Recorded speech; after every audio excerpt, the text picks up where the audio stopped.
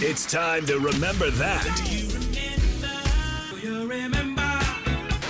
With Kyle Sandal. Presented by Matt Larson, Farm Bureau Agent, located downtown Midland. Busy day in the NFL last night as far as all 32 teams trying to shrink that roster size down to 53 ahead of today's deadline. The Lions obviously having to do the cuts as well, and we got a not-so-shocking one in Hendon Hooker, so I want to discuss that first. And I don't mean this in any disrespectful way towards Hendon Hooker, but I'm happy that this has finally come to an end. Hopefully, Hendon Hooker will get picked up by another team and get a fresh start and maybe get an opportunity to be a backup somewhere else and maybe get some NFL snaps at some point. But here in Detroit, it clearly was never going to work out. This preseason was the one for him to win that backup job for the first time in his career, and he's outplayed by Kyle Allen. Simple as that. Brad Holmes took a swing in the third round of the 2023 draft, and it simply didn't work out. And it's not so shocking looking back at it why it didn't work out. He was one of the older quarterbacks in the draft who was coming off of a torn ACL. So he didn't really have the time to develop under Jared Goff to potentially take that job ever. Like, looking back at it, there was really no route ever that Hendon Hooker would be the successor to Jared Goff. It is what it is, and I'm happy that Kyle Allen is still a Lion. Now, the roster move that caught me and probably most other Lions fans a little bit off guard was the waiving of Dan Skipper. Been the sixth or extra offensive lineman for this Lions team for a couple years now,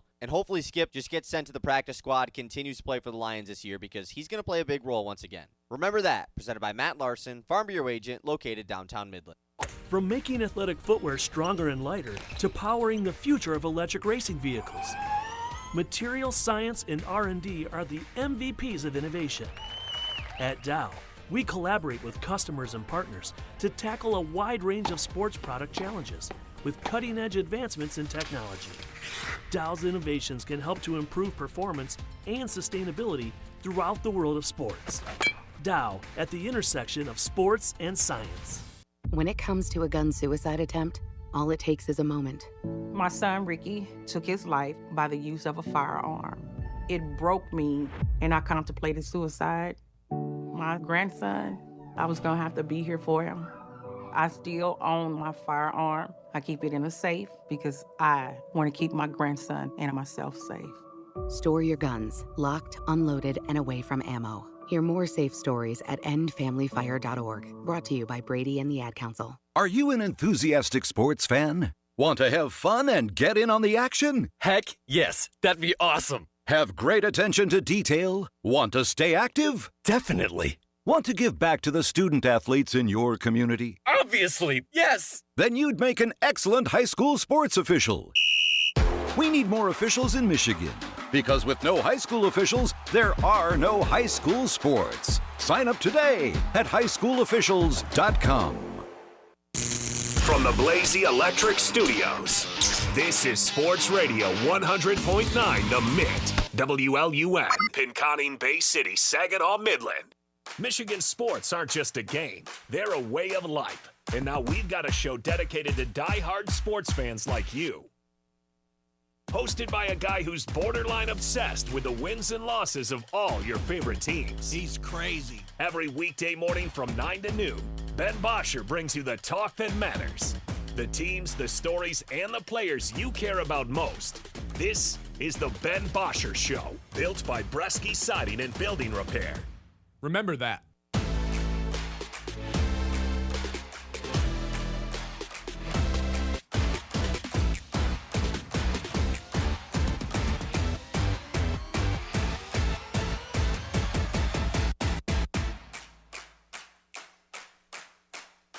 Hello. Good morning. And welcome into the Ben Bosscher Show here on 100.9 The Minute, live on YouTube, live on Facebook, and of course live here in the Great Lakes Bay region on your radio station. Let's waste no time. Let's get things started here on a Tuesday. We've got a lot of good stuff coming up here on the show. Want to work in some Michigan conversations. I want to check in with the Michigan fans on the Sherrone Moore approval rating. That's coming up in the 10 o'clock hour. There's some secret Lions superstars on the roster that are going to shape this NFL season. We'll get to that in the 10 o'clock hour as well. And, of course, all of these roster decisions that the Lions have made here in the past 24 hours, well, we got to talk about that as well because there was, in fact, some surprises. But let's kick things off from a late-night Tigers game, a late-night Skubal start yesterday. Kyle, you make it through this game? Because I'd be lying if I said I did. Usually bedtime's around 10 o'clock, and yesterday it's like Skubal's on the mound. I'm going to stay up for a few innings, and the way that he started the game, I was like, oh my God, like, yes, let's cruise through this. Maybe I can get through the end of it. Did not end up getting through the very end of it, but I did get to see Skubal dominate the first 5 innings, and then I wake up and realize that he had given up a grand slam, 2 home runs in the 7th inning to kind of close out the game in a way that the Tigers could not come back, despite the 12 strikeouts that he had. A dominant performance in some ways, and then that 7th inning, everything kind of just blew up in his face. Yeah, I was similar to you. I was going to try my best to stay up for this one. I go to bed relatively early as well, similar bedtime. But when he was dominating, it was like, I mean, I'm going to do my best to stay up and watch this whole thing. And I actually was up until sometime in the top of the 7th. Is when I fell asleep. So I went to bed basically right before the bottom of the 7th when everything got let loose. So this is your fault. Sure, you could say that. I obviously rewatched it this morning. Obviously saw how it goes down, but not every day where you give up 6 runs and your ERA is lowered. I'm still confused by this. I'm still trying to figure this one out. So he gives up the grand slam, 6 runs go up on the board by the time his night's done, but only has 1 earned run at the end of the day. So I read that headline and I start jumping into the box score. I'm like, okay, what happened? I watch it back, and Zach McKinstry has the 2 errors. But this is the part I'm still confused about.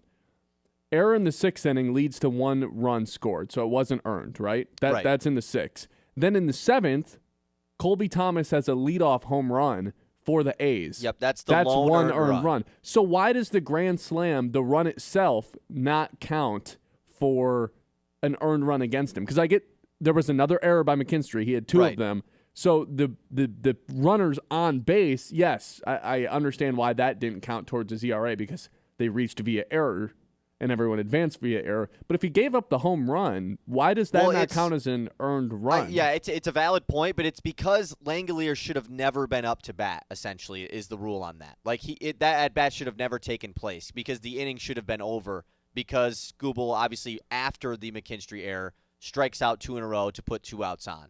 So the assumption is... So no matter what happened that at-bat, there was never going to be an earned run for him? Right. I mean, obviously not because he got that. a home run. You know, like that would have been the earned run in that scenario. So he could have walked. I don't know if I like that rule. I mean, it helps out Skubal regardless. Yeah, I'm not it does. And obviously, complain about it, but that's a weird workaround. And it's not going to sit here and be like, oh, like it was a good Skubal outing. But once again, like I do agree, the Tigers should have been out of that inning. That at bat should have never happened. Yeah, McKinstry, and not just McKinstry, but man, I mean, it really was just McKinstry. But the defensive. Yeah. The defensive efforts yesterday were just, there was that really nice Gleyber Torres play in the 7th, or in the 6th that was. Other than that, I mean, the defense was just subpar in this game for Detroit last night. And McKinstry's a guy who, you know, you feel good because you can throw him everywhere and you like A.J. Hinch's ability to make moves. But, man, the move of putting McKinstry at shortstop after subbing in Ibanez was clearly resulting the result of the game last night. It's his worst defensive position for sure. I'm not sure he's pretty good at third. I'm not sure if the advanced numbers would agree with me, but just eye test seeing him play there every day, I think he's a good third baseman. He's not like an elite standout guy. Shortstop, I think, is where he struggles. He's fine in the corners in the outfield too. You can put him at second base, but shortstop is where I think there's kind of a noticeable defensive difference when he's out there versus when Javi's out there, who's also not some elite defender. That was one decision, and again, I think I've reiterated this a few times throughout the last couple of weeks. I have a hard time just like bashing AJ Hinch, but that was one decision where it was like, are we really going to do this? We are. Ended up costing the Tigers. The other decision was, all right, Langeliers ends up with the grand slam. Bases are juiced. At the end of the day, you trust your ace to get out of most situations, but it was a righty versus lefty matchup. You had Vester Finnegan ready to go, right? You probably could have, in hindsight, which is always 20/20, put one of those guys in to get the righty-righty matchup and maybe prevented that grand slam from happening. I mean, there's a fine line to dance on when it comes to taking Skubal out of the game too early and letting him go too long, and very rarely do you let him go too long. But I don't know, just based on the matchup that was at the plate, I wouldn't have been mad if he would have been taken out in that bases-loaded situation, and you just trust Vest and Finnegan, who have been lights out for a month now. True, but at the same time, like, he just had struck out 2 in a row. He had gained the momentum back after loading the bases with nobody out. Like, I do get your point, just because, yeah, the favorable matchup thing. But that's Hinch's thing, right? Like, that's always been Hinch's thing. But it's Tarek Skubal, and he just struck out 2 in a row. And like I said, it's not like the inning had completely unraveled on him. Like, only one of the guys on base was really his fault, because the first play of that inning should have also been an error on Spencer Torkelson. It was ruled a base hit, but Torkelson couldn't scoop the throw. Mm-hmm. And it was ruled a hit, so, I mean, he should have also been out there. The lone guy that was on base was the double given up. And then, obviously, the other runner gets on first from the McKinstry error. So it's like, it's not like Skubal had just kind of fallen apart to get the bases loaded to open up that inning. No, but he was at 95 pitches by the time that last at-bat started. Right. Like, again, like, I'm not going to sit here and slam my fist and say you should have taken Skubal out of the game, because at the end of the day, you trust Tarek Skubal. But just based on how much of an analytics person Hinch is and how much of these decisions like he's making on a game-to-game basis, I guess I'm just a little surprised that they didn't go with Vester Finnegan with fair. 1 out left, with the pitch count as high as it was, because it ended up getting to 99. He gets taken out right after the grand slam, and then you don't even get to see Vester Finnegan. They bring in Hannafy, and then Sommers comes in, closes out the game. Look, that's now Skubal hasn't had a win since August 2nd, surprisingly enough. No decision, and then the loss yesterday. So that little sliver of hope we had of Tarek Skubal going back-to-back Triple Crowns, he's well on his way to still winning a Cy Young. But the slight chance he had to win a Triple Crown, that feels just about dead right now with 11 wins, 12 guys just in the American League ahead of him. Do you want to make a guess right now on the odds for Skubal to win Cy Young? Minus 180. Minus 110, and Garrett Crochet matches it. They are both minus 110 to win the American League Cy Young right now. Little buy-in Tarek Skubal Cy Young stock, maybe, on a Tuesday? That's not a bad buy right now. That's really not.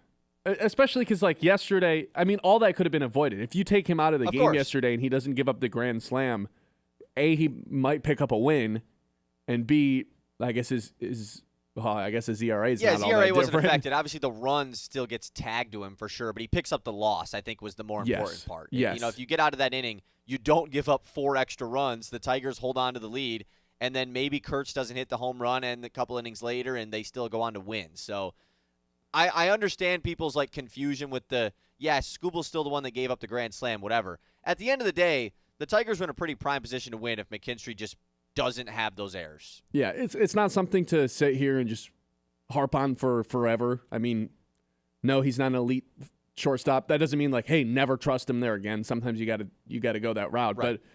But kind of just another example of, like, why are we not floating around the idea of Kevin McGonigal? Why have we ruled that out? Jeff Greenberg, the GM of the Tigers, late last week said we're not calling him up. Why not just a AAA? I think I've made my stance clear on this, but yesterday was all the more reason. It's like, why can't we just, like, test this out in September? That doesn't mean we have to, like, dive head first in, but just kind of dip our toes in the water with the McGonigal up in the big leagues. Just see how he can help, if he can help at all. Yesterday, kind of another reason where maybe he could have helped yesterday. 989-837-6125. Another thing that I wanted to touch on before we moved on was this Riley Green situation. So for a long time, he was leading the majors in strikeouts. That's no longer the case. That's James Wood at 177 after yesterday. Riley Green might catch back up to first place if he just decides to not swing. 2 strikeouts where he was looking yesterday. I didn't see his 2 singles that he ended up having. Also stole a base yesterday, which that never happens. That was his second stolen base of the entire season.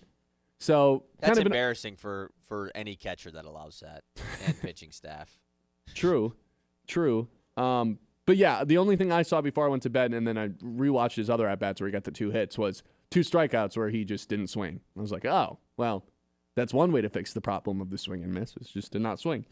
And then the other thing that I think was noteworthy, too, was Tarek Skubal just bullying the umpire yesterday. Haven't seen that one in a while, but kind of barking at the umpire, saying, where was that miss? Which, like, he does. I think he's earned the benefit of the doubt to do that because he doesn't really miss all that often. So when he does, or there's a pitch that's right on the edge of the zone, I think he has the right to kind of ask the umpire in a little bit of a snarky manner, of where was that? Why was that not a strike? And he did that, and the umpire had some words for him, and it wasn't even like he was angry at him. He just wanted to explain to him what he was thinking. It's almost like he was scared of Skubal. Yeah. And he walked all the way Most out to the people are. mound. And I hadn't seen that in a long time. The umpire walks all the way to the mound, starts talking to Skubal. Hinch kind of just cuts the umpire off, and he's like, I'll talk to my guy. And then on the way back to the dugout, the umpire's yelling down for Hinch, AJ. And AJ's like, I don't want to talk to you, man. Like, I really just don't want to talk to you right now. And he basically just gives him a hand to, like, get out of my face. That was one I hadn't seen in a while. Yeah, well, I mean, when we get angry Scoob, you knew he was going to have one of these types of outings where he struck out a major amount. When one, he was doing it early, but two, was early getting in with the umpire. Had the situation with the lights on that foul ball that was clearly foul, and I guess the production crew at the athletic stadium, whatever the stadium is called, thought it was a home run, so they start playing the lights as if it was. Skubal thought that was funny, gave them a thumbs up. But, yeah, that's the part that I'm bummed out from yesterday is, like, that really could have been one of the better Skubal outings we'd seen in a while. At 12 Ks. At 12 Ks, and he was in his angry mood, which is one of the funner ways to see him, and it obviously unravels in a way that no one really expected it to. 11th time this season he's had double-digit Ks.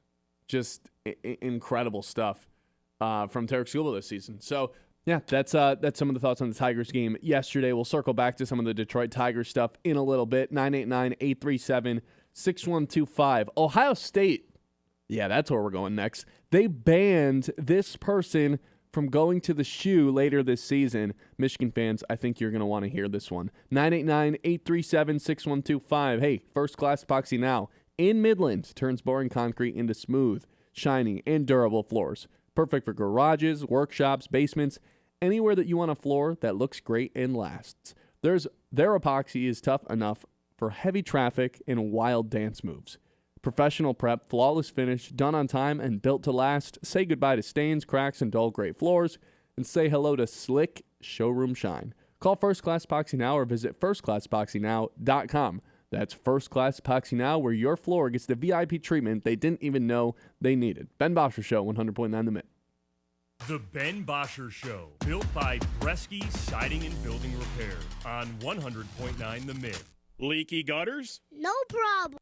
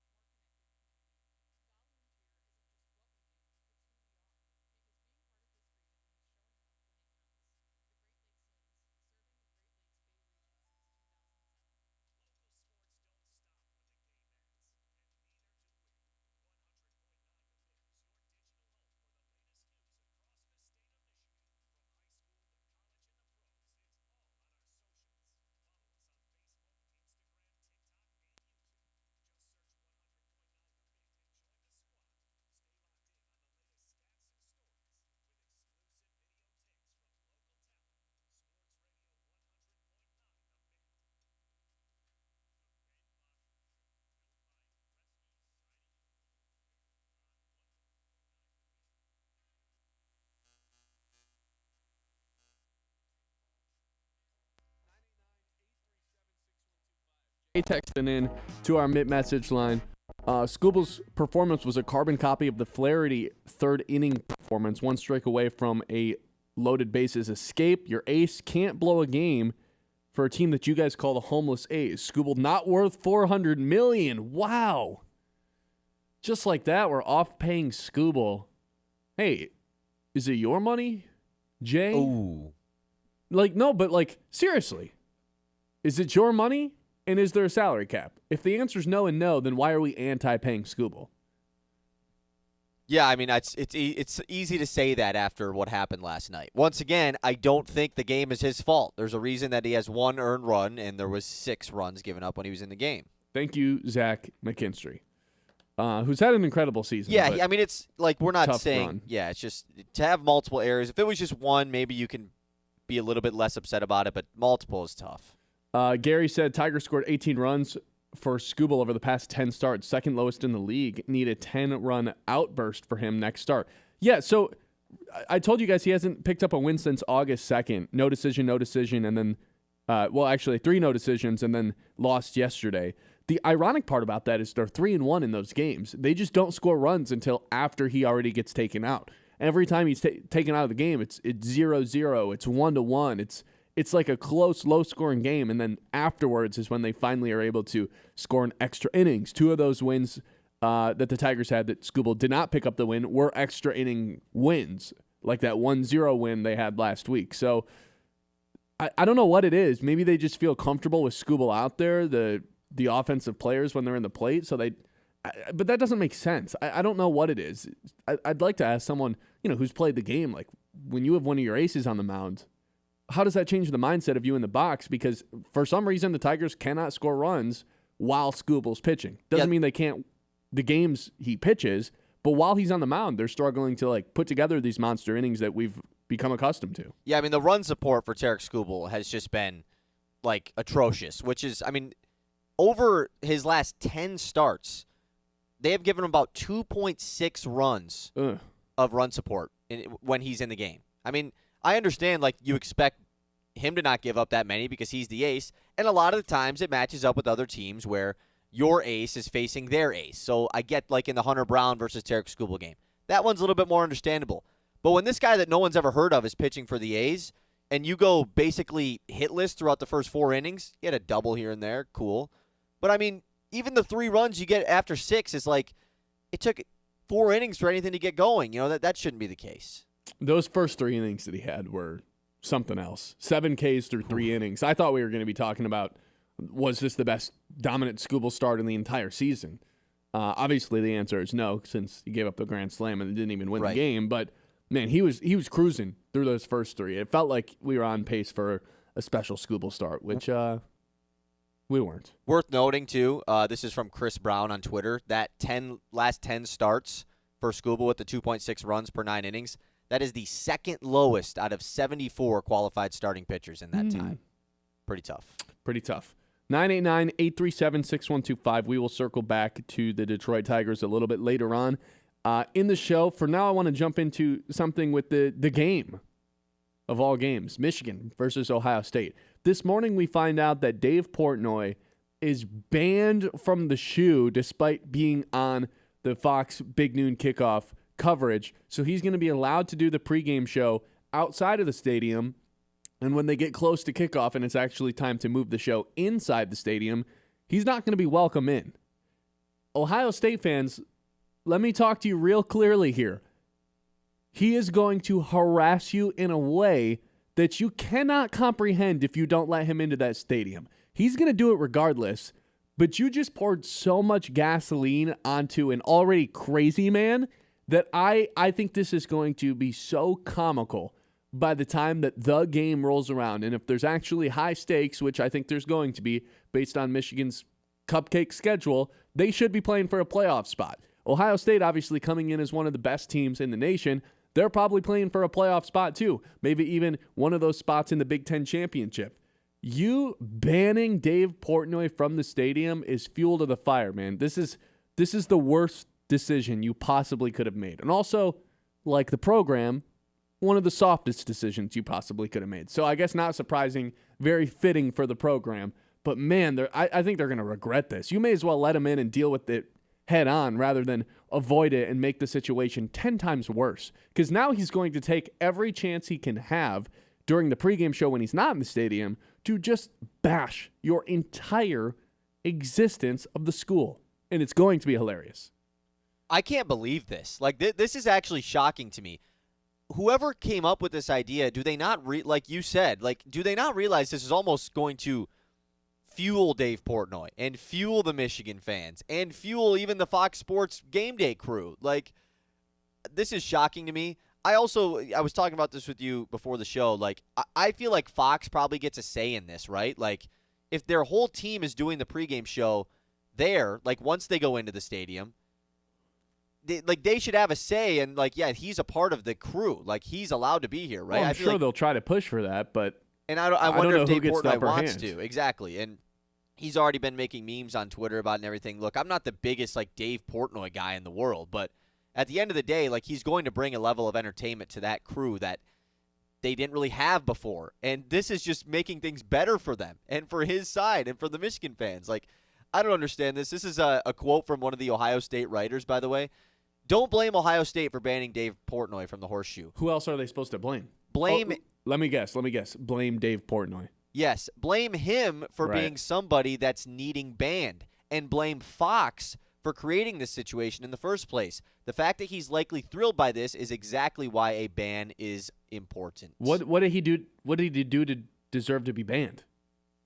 And for anyone who doesn't know, Dave Portnoy, big, enormous Michigan fan, CEO of Barstool, or the founder of Barstool, kind of just a crazy bajillionaire. Bajillion probably pushing it, but crazy hundreds of millionaire. Right, doing pretty good for himself. And just the biggest Michigan guy you could possibly know, the voice of in-your-face Ohio State. Banning him is a terrible idea from the stadium. That's all I'm saying. They will regret this. 989-837-6125. Want to get your thoughts on that. We'll get back to some of the Tiger stuff, like I said. Again, I want to talk to some of the other Michigan fans out there a little bit later on in the show to see if you just approve of Sherrone more right now. I want to get a little bit of a check-in based on your approval rating on the head coach going into the season with 6 days, 5 days until the first game? Should be fun. Yeah. 989-837-6125. The Mitt Morning Catch when we come back. It's the Ben Bosscher Show on 100.9 The Mitt. The Ben Bosscher Show, built by Bresky Siding and Building Repair on 100.9 The Mitt. The Loons are fresh off a 12-game road trip where they won 7 of 12. Kendall George was big time, 19 hits, 15 stolen bases, 11 of 12 that he played in, and he would also make Loons history. Most stolen bases in a single season achieved out in Appleton, Wisconsin. Broke D. Strange Gordon's 2009 record. He goes, first pitch, a called strike. The throw from Dinges is thrown and then trickles into center. Thompson will score. George has the all-time record and goes to third. Not only steals the base, but puts Great Lakes in a great position, helps them manufacture a run, something he's done well all season, and puts himself 90 feet away. But he has surpassed D. Strange Gordon. That is stolen base number 74 for Kendall George. Loons are back home. Home stand starting on Tuesday. First pitch at 7:05. A beautiful yard increases both the value of your home and the quality of your life. Commercially, landscaping creates a positive impression of your professionalism and commitment to community, customers, and employees. Cervinsky Sod has been creating and maintaining outdoor spaces for 56 years. Whether your project is residential or commercial, the team at Cervinsky Sod Services will work with you to build and meet budgets and finish the job with top quality and in a timely manner. To get a quote, call 989-835-4810 or visit CervinskySodService.com. Fueled by wonder and powered by science. At Dow, we're imagining better things for our customers and communities. It starts with our commitment to reach carbon neutrality by 2050, designing, building, and inspiring for the world around us. Because when we wonder, the things our world needs could be just one breakthrough away. That's Dow. Is your business protected, connected, and running at full speed? At Ironstack Technology, they provide rock-solid IT solutions, cybersecurity, and support tailored for small and mid-sized businesses. From managed services to cloud migration and 24/7 monitoring, they've got your back so you can focus on what matters most, growing your business. Visit IronStackTechnology.com today and build your IT on a foundation of strength. IronStack Technology, IT that works as hard as you do. For 100 years, Forward Energy has been more than just a home heat and fuel provider. We've been a part of your community, and you've been a part of our family through every storm, every season, and every moment. We've been right here, keeping you warm and safe. As your hometown energy provider, we deliver more than just propane. We deliver peace of mind with reliable service, quality you can count on, and a commitment to always being there when you need us most. Forward Energy, 100 years strong, fueled by family, powered by community. We're in your town, your school, your huddle. 100.9 The Mitt is here for sports fans in the Great Lakes Bay region. From the hardwoods of Saginaw to Midland's Friday Night Lights. From the streets of Bay City to Freeland, Frankenmuth, and Hemlock. We roll through Beaverton, Auburn, Pinconning, Essexville, and Shepherd. All the way to Gladwin, Birch Run, Coleman, and Bridgeport. This is your sports station. High school, college, NFL, the Looms. It's all right here. 100.9 The Mitt, Mid-Michigan sports leader. When it comes to a gun suicide attempt, all it takes is a moment. Heather and I had an argument just like any other couple. I was lost. I had snapped. I had a gun and I was going to take my own life. Heather helped me realize that there was still a life to live for the better of myself, my family. My weapon is now safely put away. A moment of crisis can happen to anyone. Store your guns, locked, unloaded, and away from ammo. Hear more safe stories at endfamilyfire.org. Brought to you by Brady and the Ad Council. The Ben Bosscher Show, built by Bresky Siding and Building Repair on 100.9 The Mitt.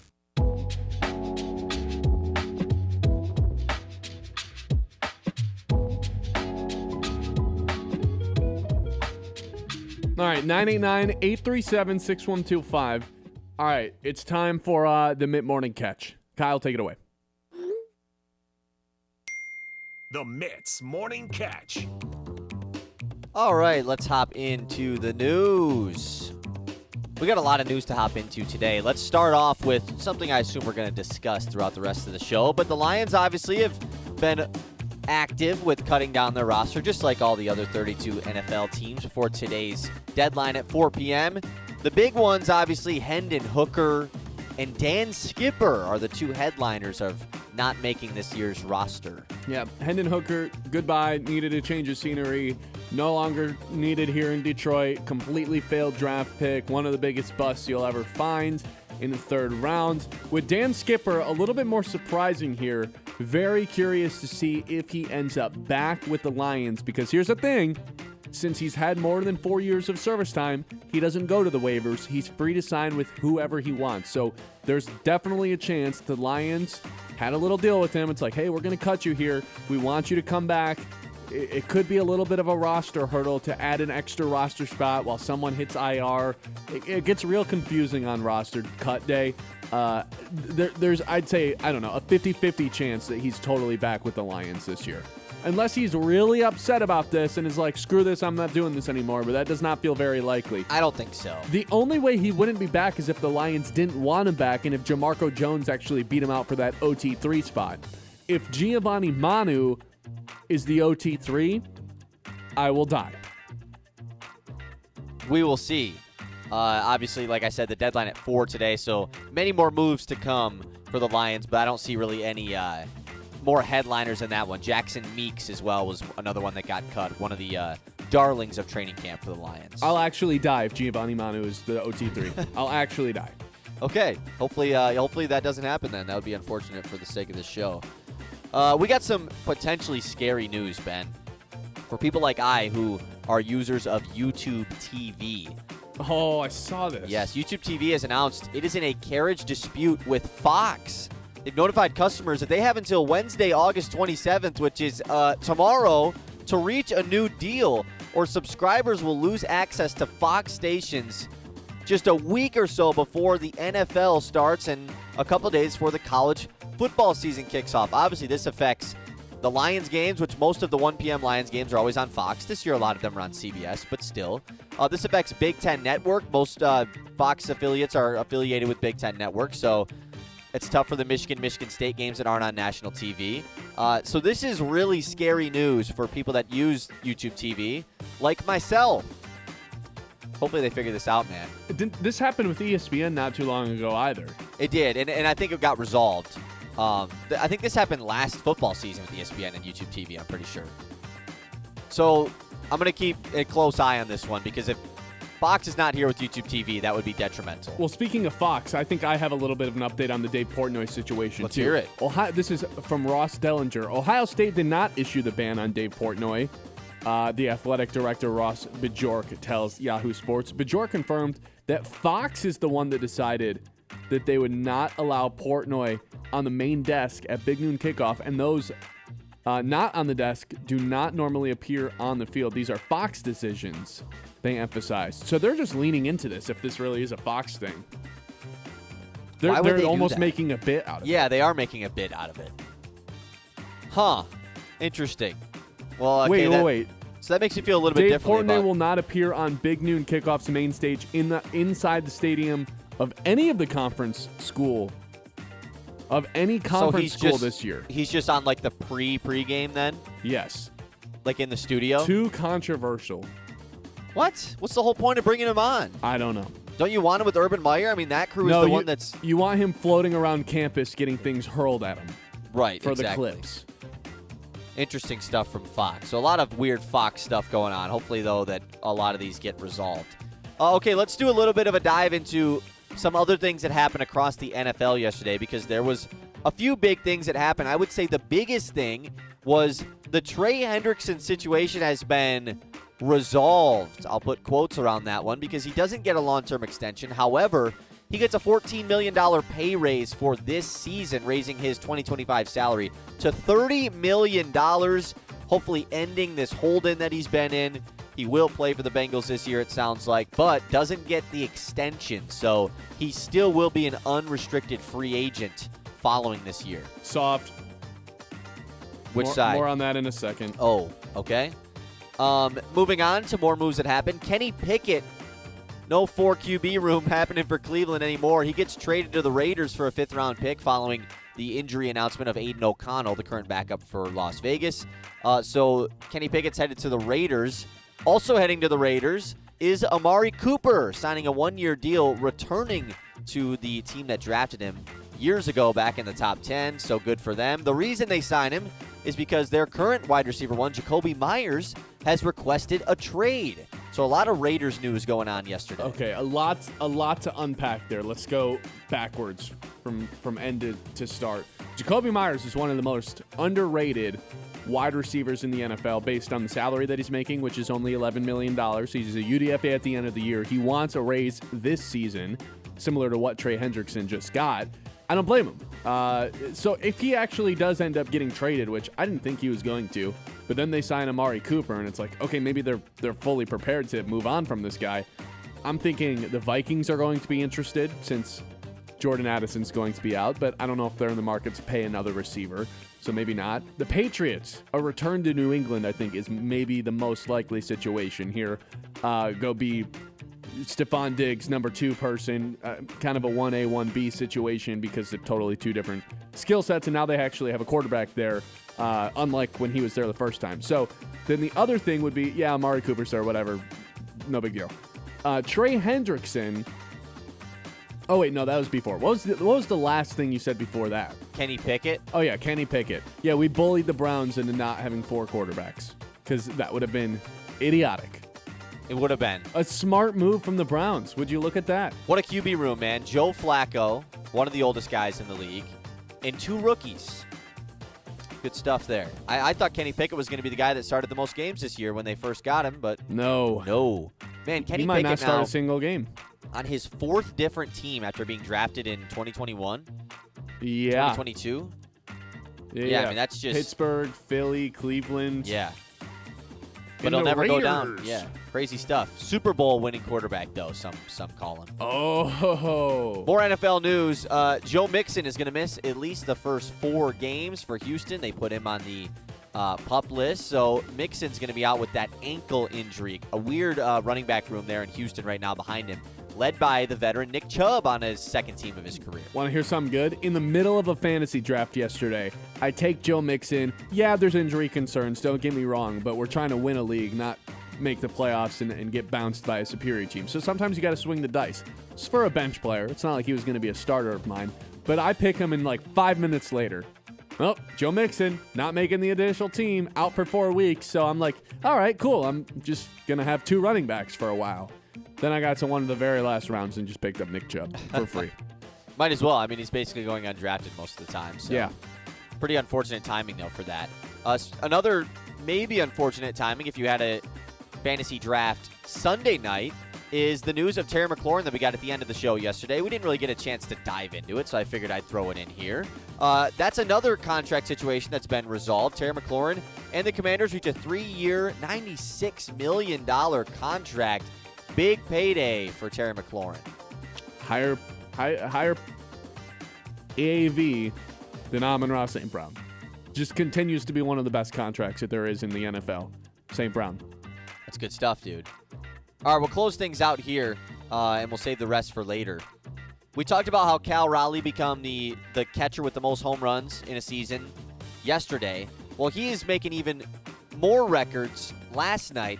He hit his 50th home run yesterday, joining Mickey Mantle as the only switch hitters with 50 homers in a season. And then he also became the 8th player in Major League Baseball history to reach the 50 home run mark in August. And another one, he's the first to hit 20 homers from each side of the plate in a season. And he's not even the favorite to win the MVP award currently. You said first player to hit 20 home runs from both sides of the plate? Yes, ever. Wenzel Perez, you got a new goal, man. Wenzel, watch he out. Got this. 2027, Wenzel Perez, watch out. He's coming for all your records, Mr. Raleigh. 989-837-6125. Look, we talked about some of those trades that are happening right now in the NFL. I've got something for you guys. Coming up next regarding all these trades, because I think a lot of the times when someone puts in a trade request, it is complete and utter BS. 989-837-6125. That's next here on the Ben Bosscher Show on 100.9 The Mitt. The Ben Bosscher Show, built by Bresky Siding and Building Repair on 100.9 The Mitt. Broken appliance? Don't panic. Call Mr. Appliance. With a 4.9-star Google rating, our expert service professionals deliver speedy service with a 1-year done-right promise, so you can count on long-lasting repairs. We treat your home or business with care, no mess, and no trace left behind. Ask about our appliance wellness program to keep things running smoothly year-round. Visit us online at MrAppliance.com for easy online scheduling and local contact information. Mr. Appliance, speedy, trusted, guaranteed. Hey Midland, join the Silver Sneakers and Renew Active programs at the Midland Community Center, where fitness for seniors is fun and free. With Silver Sneakers and Renew Active, seniors 65 and older enjoy access to Greater Midland Community Center, North Family Center, and Coleman Family Center, all at no extra cost with eligible Medicare Advantage plans. Dive into all group fitness classes, exclusive Silver Sneakers classes, and our Greater Midland Walking Club. Get moving with Silver Sneakers and Renew Active at the Midland Community Center.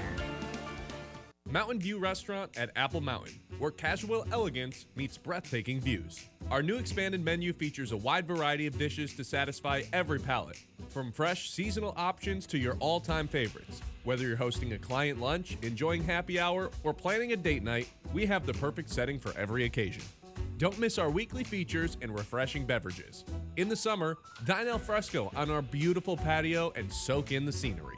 Mountain View, where great food meets spectacular views. Get in the game. The Gamers Game with the Great Lakes Loons on Saturday, August 30th. Presented by the Field of Frames Festival in Dow. The Gamers Game is where esports and baseball collide. Plus, don't miss the final fireworks loontacular of the season after the game, thanks to Farm Bureau Insurance. And the first 1,000 fans receive a Loons hat, courtesy of Fidelity Investments. This is the Great Lakes Loons, everyone's hometown team. It's your last chance to get to Dow Diamond. The Great Lakes Loons host the West Michigan Whitecaps to close out the 2025 regular season, August 26th through 31st. It is good! And the Loons are looking to secure a playoff spot and push for their second Midwest League championship.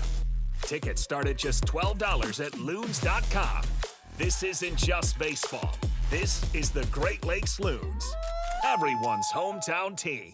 Hey, I'm Ben Bosscher. And I'm Kyle Sandel. And the two of us are live every weekday on 100.9 The Mitt at 9 a.m. until noon, giving you opinions on the teams that you care about the most. The Lions, Tigers, Red Wings, Pistons, those teams. And a whole lot more. Whether we're breaking down a game from the night before, debating the biggest news from the day, or doing a draft or spread picks, we're always having fun. I mean, come on, it's our job to talk about sports. How could we not be having fun? So if the big games aren't enough for you, if you're a real diehard fan, this show is going to be perfect for you. You can count on us to be your morning sports outlet every day. The Ben Bosscher Show with Ben Bosscher and Kyle Sandel on 100.9 The Mitt.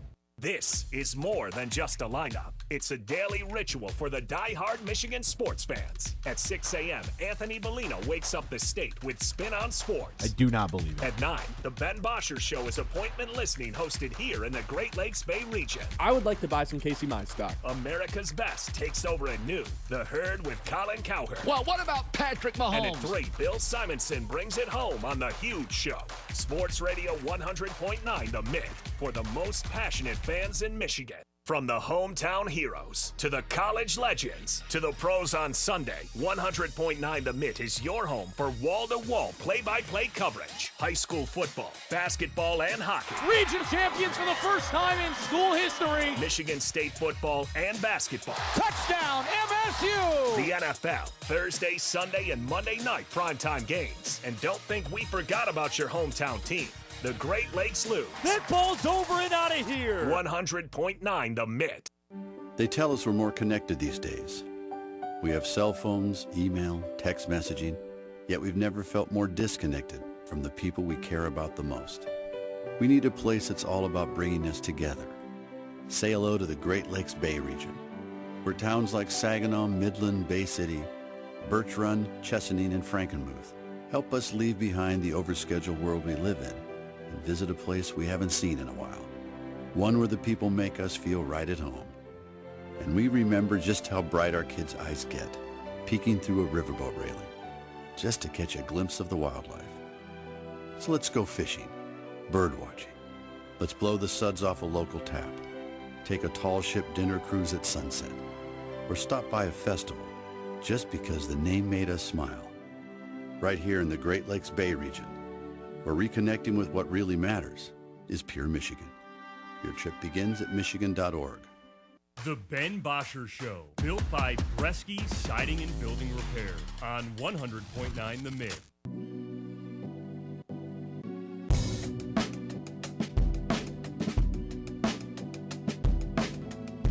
I was really curious about something yesterday. After the Jacoby Myers thing came out and he started requesting a trade, and, first of all, I feel lucky that the Lions don't have to deal with any of that. Nobody's requested a trade out of Detroit in a long time, ever since Holmes and Campbell have showed up. But I did start to think to myself, does this actually work? Because this has been my stance on the Micah Parsons thing forever. It never works. So I actually did a little bit of research and did a little bit of digging regarding this. Here are some players that actually got traded after requesting a trade because of a contract dispute. DK Metcalf, this offseason, asked out in March, got traded this summer. Deshaun Watson, that situation feels just a tad different. Julio Jones, but he was well past his prime. Baker Mayfield asked out of Cleveland. I don't blame him.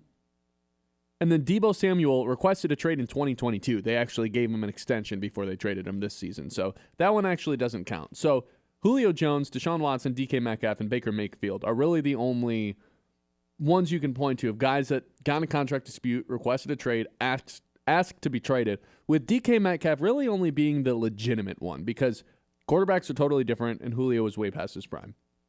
Here's some players to ask for a trade and then not end up getting traded and ended up just staying with their team. Lamar Jackson, Budda Baker, Terry McLaurin, Brandon Ayuk, Deebo Samuel in 2022, Myles Garrett, and now Trey Hendrickson. So do I think Jacoby Myers is getting traded? No, not really. Do I think Micah Parsons is being traded? No, not really.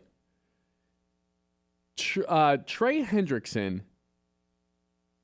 sticking around and actually playing for the Bengals this year, first of all, I think is somewhat spineless.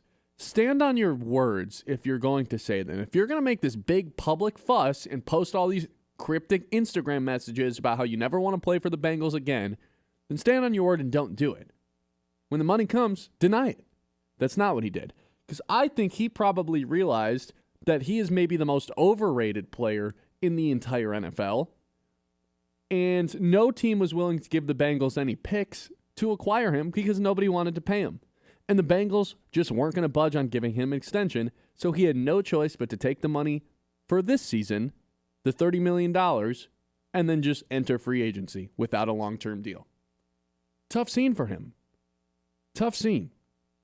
When it comes to the Micah Parsons deal, why am I supposed to believe that there is even a slight chance of Parsons being traded? I think it's more likely that Jerry Jones caves after a few games than it is he ever plays in any other uniform that doesn't have a Dallas star on it. It would be ownership malpractice to trade him.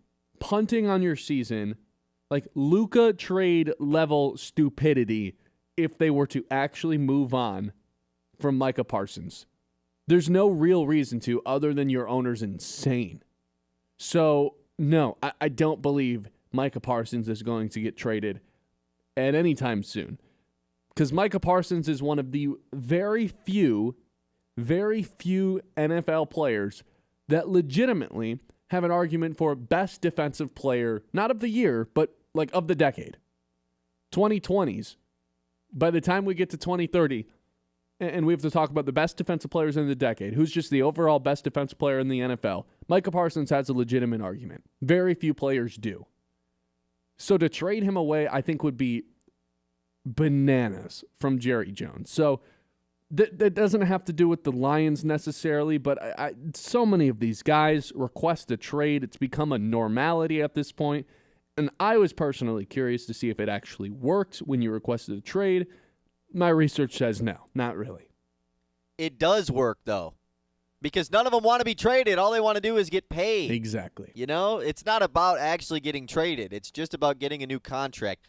The number one thing that people care about more than scoring touchdowns and playing for a certain team's jersey or the name on the back or front of the jersey or the fans or the home that you play in. No, it's all about the money. That overlaps everything. Which is why I think it's hilarious when people are like, well, Jared Goff or fill in the blank player, he'll just take a pay cut. He'll do what Tom Brady did.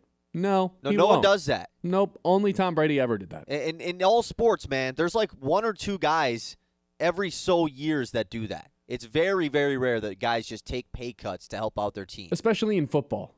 Right. Like you got to take the guaranteed money with the injury concerns. You just have to. Tom Brady's the only guy to do it, and that's because he's off the field a cajillionaire. Right. Steph Curry, the lone guy to do it in the NBA, really.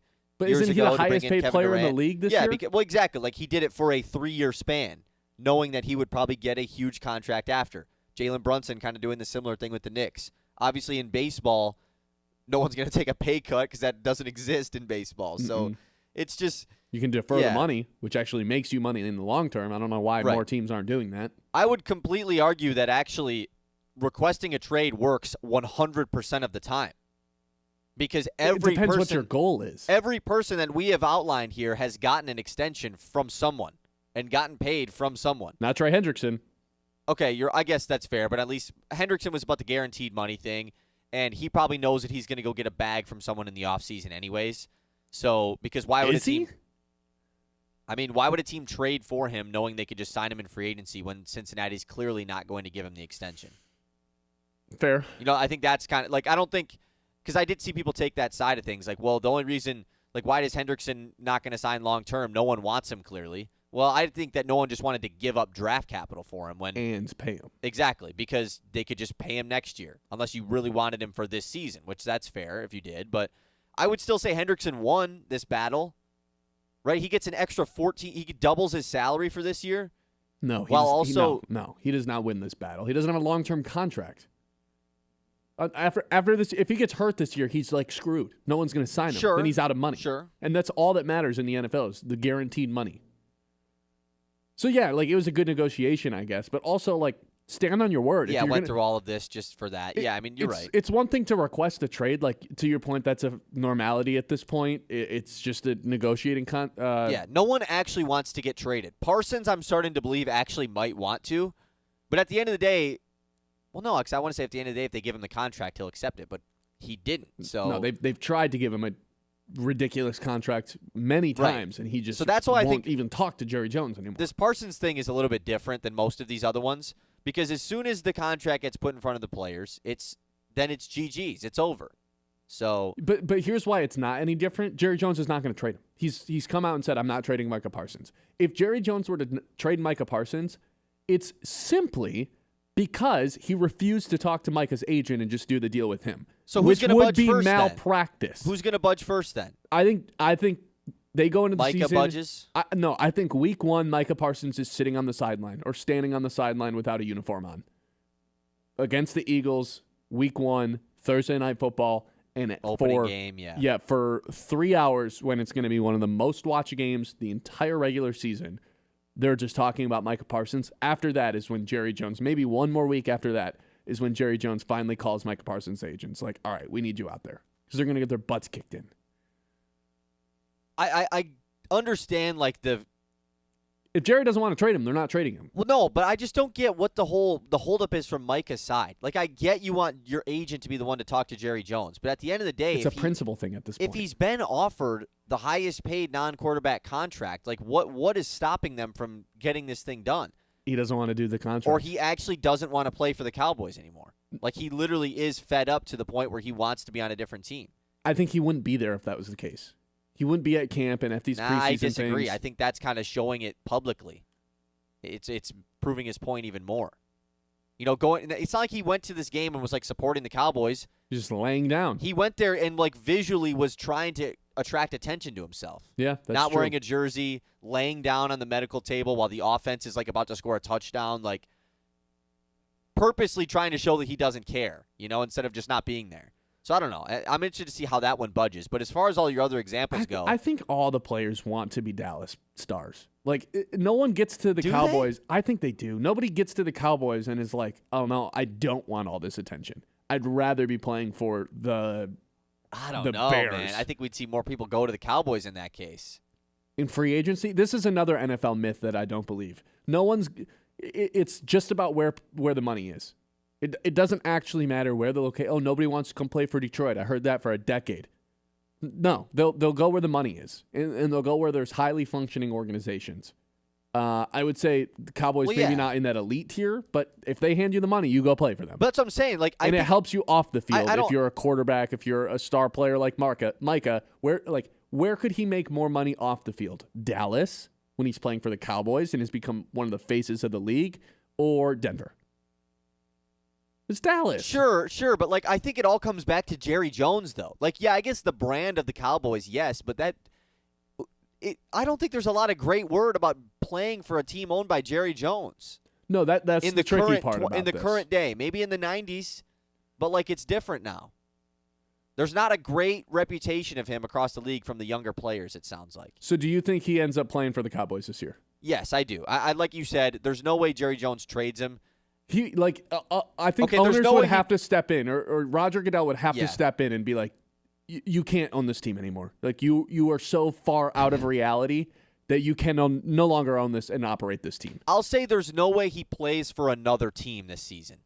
Is there a world where he legitimately sits out until he gets the new deal? Yes, I think that is completely in play at this point. It's exactly what happened to Emmitt Smith in the 90s. Right.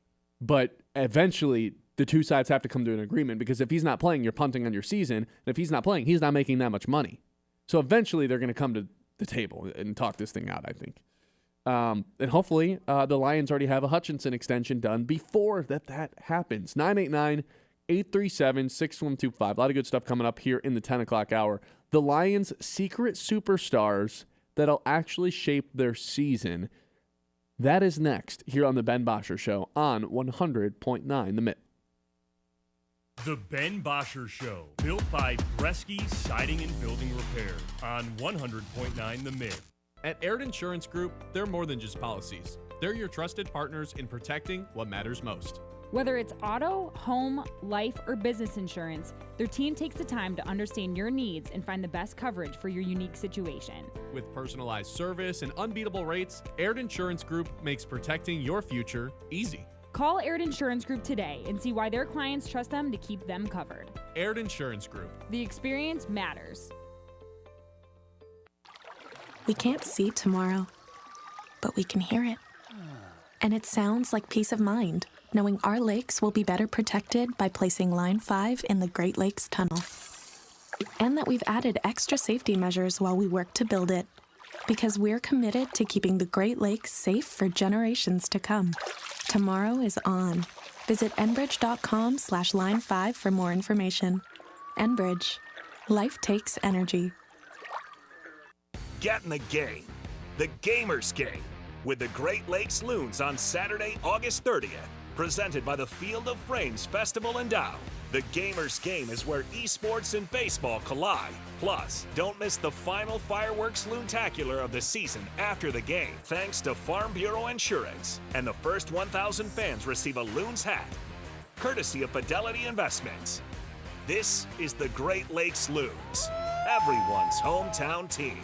Every Wednesday on 100.9 The Mitt on the Ben Bosscher Show, you've got a chance to be a big winner. That's what this is all about. It always has been about. For the next 3 weeks, thanks to our friends at Garber Chevrolet, we are going to be sending someone to the Michigan State Spartans games for their matchups against Western Michigan, Boston College, and Youngstown State. All you have to do is be listening to the show at 10:15 and listen for that keyword to text in. Big Win Wednesday on the Ben Bosscher Show, thanks to our friends at Garber Chevrolet. I'm Ben Bosscher, and here's what I think. I think the Detroit Lions are going to be worse this season, but still go 12-5 and win the NFC North. I think the Minnesota Vikings are the biggest threat to steal the NFC North from the Detroit Lions. I think we got to taper back our expectations for Bryce Underwood, with him being an 18-year-old freshman and all. I think the lack of aggression from Scott Harris at the MLB trade deadline is going to haunt the Tigers for years to come. And I think you should listen to the Ben Bosscher Show weekdays from 9 to noon on 100.9 The Mitt, built by Bresky Siding and Building Repair, if you agree or disagree with anything I just said. Why are interscholastic sports called the last classroom of the day? Because they teach students important life lessons like teamwork, accountability, and perseverance. School sports are so much more than a game. They're about developing the whole person. That's why they're an essential part of every student's education. Encourage your student to participate in the last classroom of the day. Interscholastic Sports in Michigan. This message presented by the MHSAA and the Michigan Interscholastic Athletic Administrators Association. From the Blazy Electric Studios, this is Sports Radio 100.9 The Mitt, WLUN, Pinconning Bay City, Saginaw, Midland.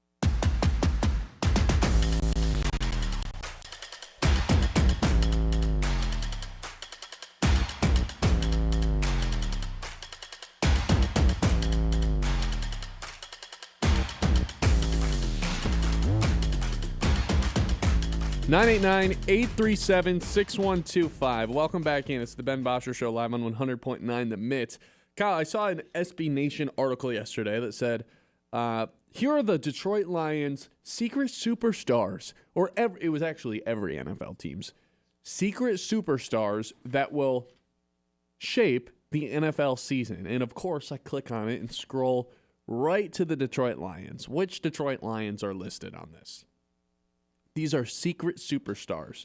The first listed person was Kirby Joseph, who was first-team All-Pro last season and led the league in interceptions. So I don't know how much of a secret Kirby Joseph is. And then I was curious, okay, how many people have led the league in interceptions back-to-back seasons? The last person to do it was Everson Walls, 1981-1982. So odds are, I think Kirby Joseph actually had the best season of his career last year. First team All-Pro, led the league in interceptions, one of the highest graded PFF safeties to exist last season. Like, he was awesome. Odds of you getting that season again from Kirby Joseph, I'm sorry, the odds just say probably not going to happen. That's fine, because Brian Branch, I think, is going to take another leap forward. The other superstars, secret superstars that were listed were Avonte Maddox, nice depth piece, versatile guy in the secondary, can play nickel or safety, but won't see the field without an injury. And then the rookie, Hassanin, who's currently dead. So I didn't really agree with this list's secret superstars, so I came up with my own. I came up with 4. And 3 of them are just the first 3 rookies that they took off the board this season, and Isaac TeSlaa, Tate Ratledge, and Tyleik Williams. If those 3 guys can all hit the ground running, and I think there's a different definition of how each of those guys hits the ground running, specifically Tesla versus the other 2, well, then we're talking about shaping the Lions season a lot differently. There is going to be regression on this offensive line. I think we can all kind of agree on that. They were the best offensive line in the league last year, and they're replacing 2 starters, 2 veteran starters, one of which is a potential Hall of Fame guy. If Ratledge can step up and not fill the shoes of Frank Ragnow, but fill 75% of the shoes of Frank Ragnow, then all of a sudden we're talking about, okay, maybe there's not as much regression on the offensive line as we initially thought. There's a lot of pressure on Tate Ratledge not to be an average NFL starter, not to be someone who can fill in the hole, but to kind of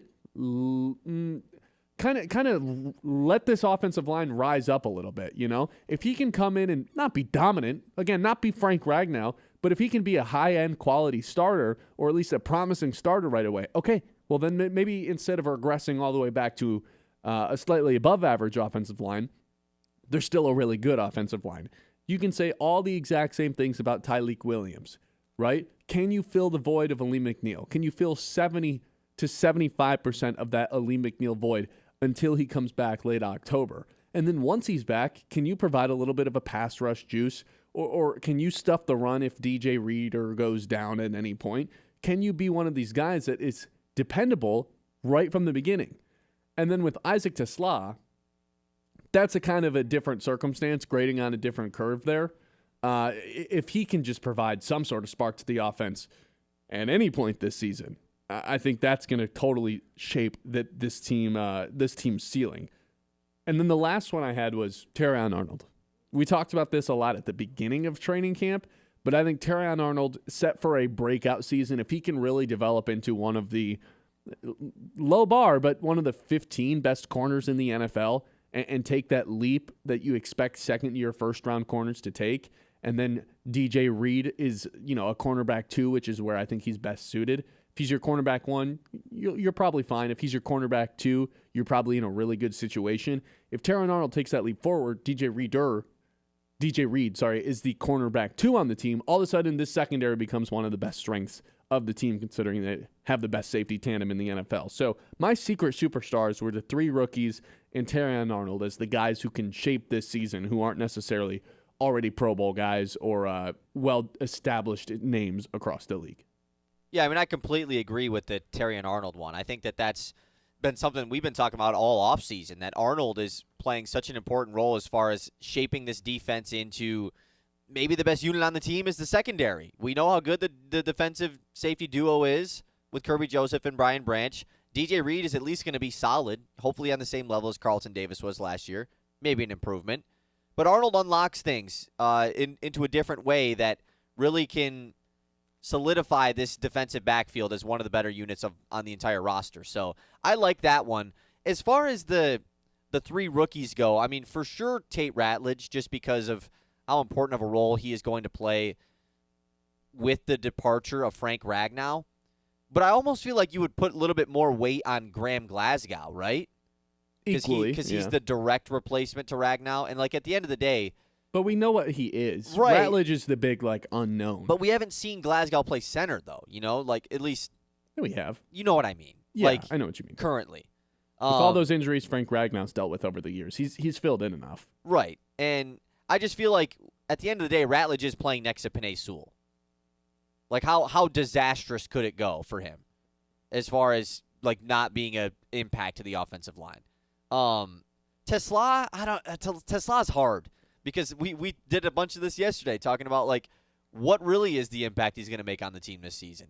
Could it be much more than we expect? Could he be the long-term answer to Jameson Williams? As far as this season goes, what world is he a superstar, a secret superstar, where he's truly, changing things for the Lions offense? If he catches 2 touchdowns, doesn't he kind of qualify, though? It's like, this guy totally sparked to the offense. And 2? Okay, let's say this. By week 18, he's just completely out-snapping Tim Patrick in the last third of the season. Week 18, I think we should maybe... okay, fine. Week 12 to week 18. 5. Week 6. Oh, I'm totally okay. Let's just say by the end of the season, whenever it happens, Tesla is completely outplaying Tim Patrick. That to me is like, regardless of if he's getting 2 catches a game or 0 catches a game or 6 catches a game, that to me is him hitting the ground running. Like way more than we could have possibly expected from the 3rd round pick. That's what I mean in terms of shape, because that's someone else that defenses would have to kind of worry about. Brings a totally different skill set to the table. Yeah, I think that's fair. I'm grading him on a slightly different curve than I am the other two. Right. And it's hard to gauge for the secret superstars, like not picking really good players because, 1, the Lions just have a ton of them, and 2, not going the complete opposite route of guys that just aren't going to play. Kirby like Joseph being Maddox. listed in the original article was kind of insane to me. When I hear Lions secret superstars, the very first guy that pops into my head is Jack Campbell. That's the first guy that pops really into my head. Just because of like all the Anzalone stuff that's happened this offseason, it's kind of been the center of attention, Lions story-wise.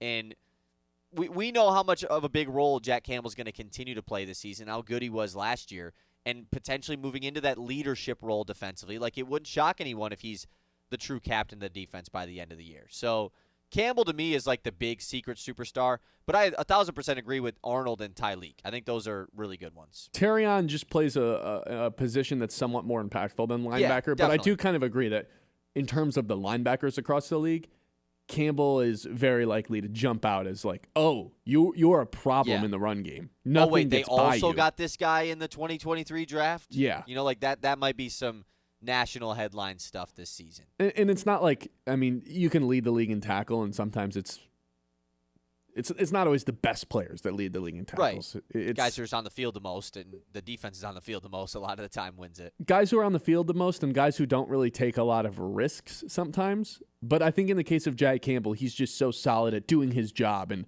sometimes that job isn't to be flashy as that Mike linebacker. It's just to kind of stuff the run, fill the gaps. You're not necessarily like picking up all these TFLs, but you're not letting anything, advance more than 4 yards down the field. If he can do that, I think he's kind of breaking out. But in terms of shaping the defense, Terrion Arnold becoming a legitimate CB1 in this league, which I think he has all the skill set and all the tools to do it. And I think if you go back and watch the tape from his rookie season, that second half of his rookie season versus that first half of his rookie season when he was just a walking flag, completely different player. And if we can get an even better version of the second half version of Terrion Arnold, then now I think Calvin Shepard's going to be cooking with hot fire.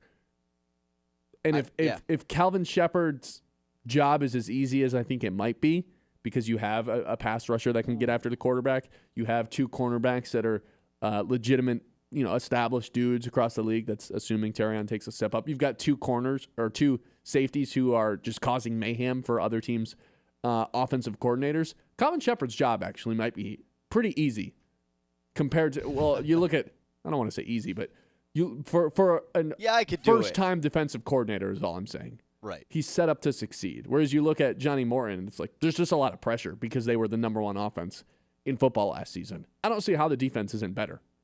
Yeah, I agree. I mean, I see a world where the defense is better than the offense. I think a lot of Lions fans see that opportunity. I'm not saying it's going to happen, but, I could see it. I could see it, too. Wouldn't shock me if this Lions group was a top 5 to 10 defense in the league. I think they might be one of the best defenses in football. I really do.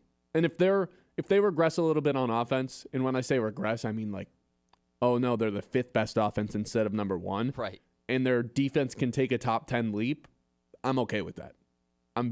That seems more sustainable than what it was last year by the time all the injuries had happened. 989-837-6125. Dwayne says Graham Glasgow is going to play center, not Ratledge. Ratledge is filling in for Zeitler. Yes, thank you. I mean, I guess I didn't clarify that, but in terms of just the 1-for-1 replacement, you're right. But who's actually replacing that person on the offensive line is still Tate Ratledge. With Sewell being the best offensive lineman in the league, Decker being one of the best, and veteran Glasgow, you guys heard about Mahogany, who's going to be great. Who knows? Mahogany had 2 really great games last year, including the playoff game, but it's only 2 games, so don't want to gas that up too much. 989-837-6125. It's the Ben Bosscher Show, live on 100.9 The Mitt. Take a little check-in on Sherrone Moore when we come back. The Ben Bosscher Show, built by Bresky Siding and Building Repair on 100.9 The Mitt. Ace is the place with the helpful hardware, folks. Ace Hardware and Sports in downtown Midland has some extra savings for rewards members this month. Let's clean up that yard. Save $3 instantly on select Roundup and Ortho weed killers. Save $10 on 64-ounce spruce, weed, and grass killer. You know what season it is? Grilling season. Free assembly and delivery on grills, $399 and up from brands like Weber and Traeger. Need that deck touched up? Do it and save $10.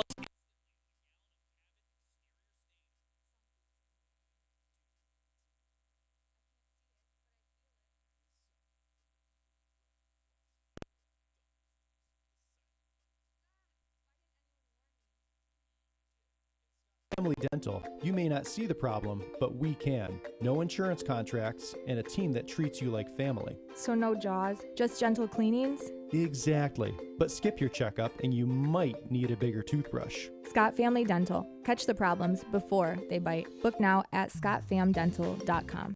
Get ready, Michigan.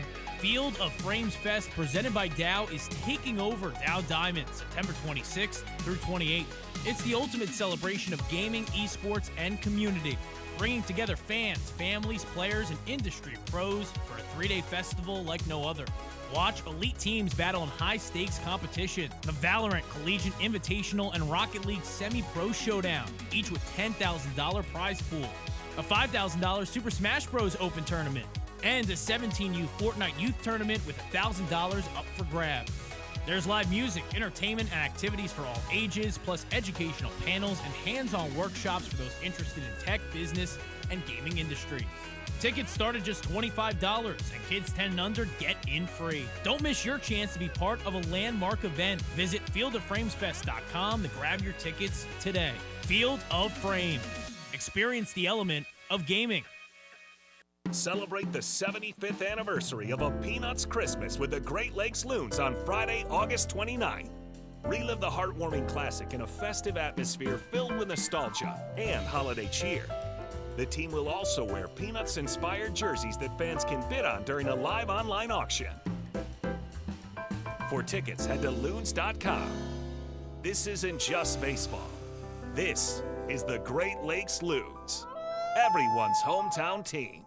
Hey, I'm Ben Bosscher. And I'm Kyle Sandel. And the two of us are live every weekday on 100.9 The Mitt at 9 a.m. until noon, giving you opinions on the teams that you care about the most. The Lions, Tigers, Red Wings, Pistons, those teams. And a whole lot more. Whether we're breaking down a game from the night before, debating the biggest news from the day, or doing a draft or spread picks, we're always having fun. I mean, come on, it's our job to talk about sports. How could we not be having fun? So if the big games aren't enough for you, if you're a real diehard fan, this show is going to be perfect for you. You can count on us to be your morning sports outlet every day. The Ben Bosscher Show with Ben Bosscher and Kyle Sandel on 100.9 The Mitt. From the hometown heroes to the college legends to the pros on Sunday, 100.9 The Mitt is your home for wall-to-wall play-by-play coverage. High school football, basketball, and hockey. Region champions for the first time in school history. Michigan State football and basketball. Touchdown, MSU! The NFL, Thursday, Sunday, and Monday night primetime games. And don't think we forgot about your hometown team. The Great Lakes Loons. That ball's over and out of here. 100.9 The Mitt. The Ben Bosscher Show, built by Bresky Siding and Building Repair on 100.9 The Mitt.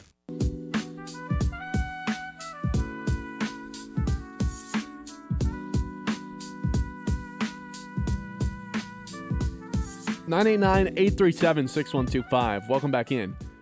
College football, I mean, it's already started with Week 0 taking off last week. Week 1 coming up this week, Spartans on Friday, Michigan on Saturday. So I wanted to do a little check-in with the Michigan fans on where you're at with Sherrone Moore going into the season.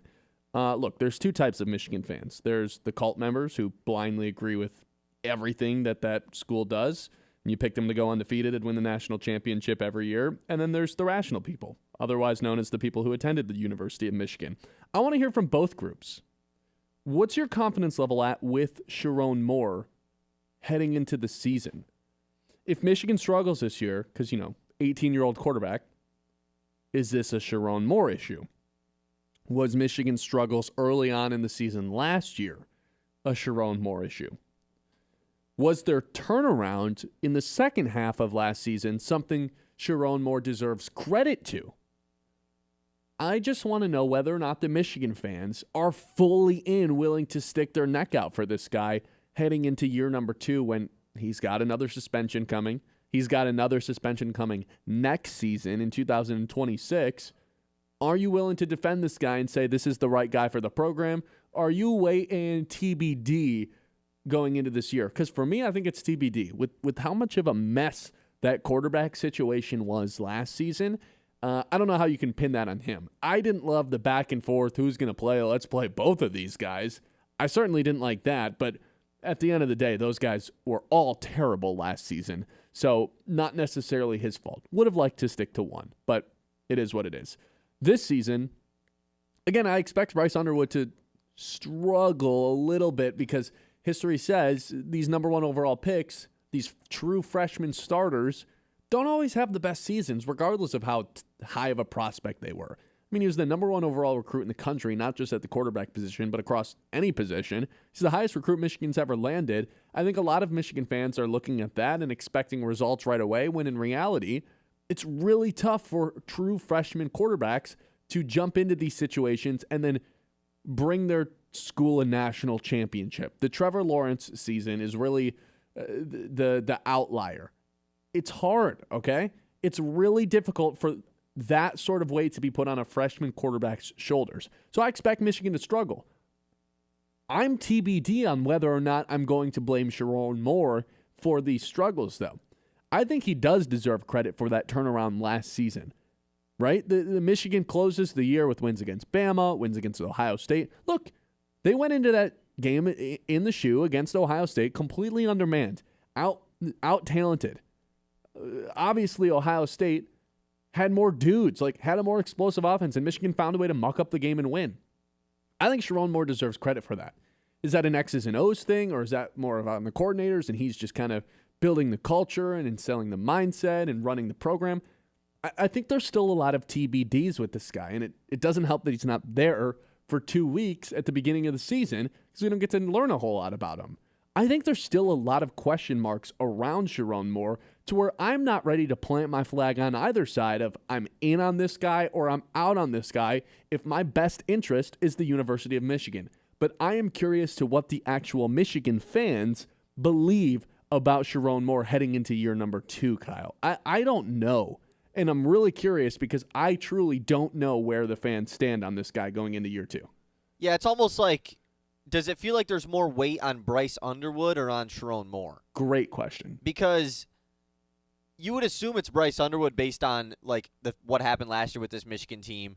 Outside of quarterback, they actually were a pretty solid team despite the record really not displaying that.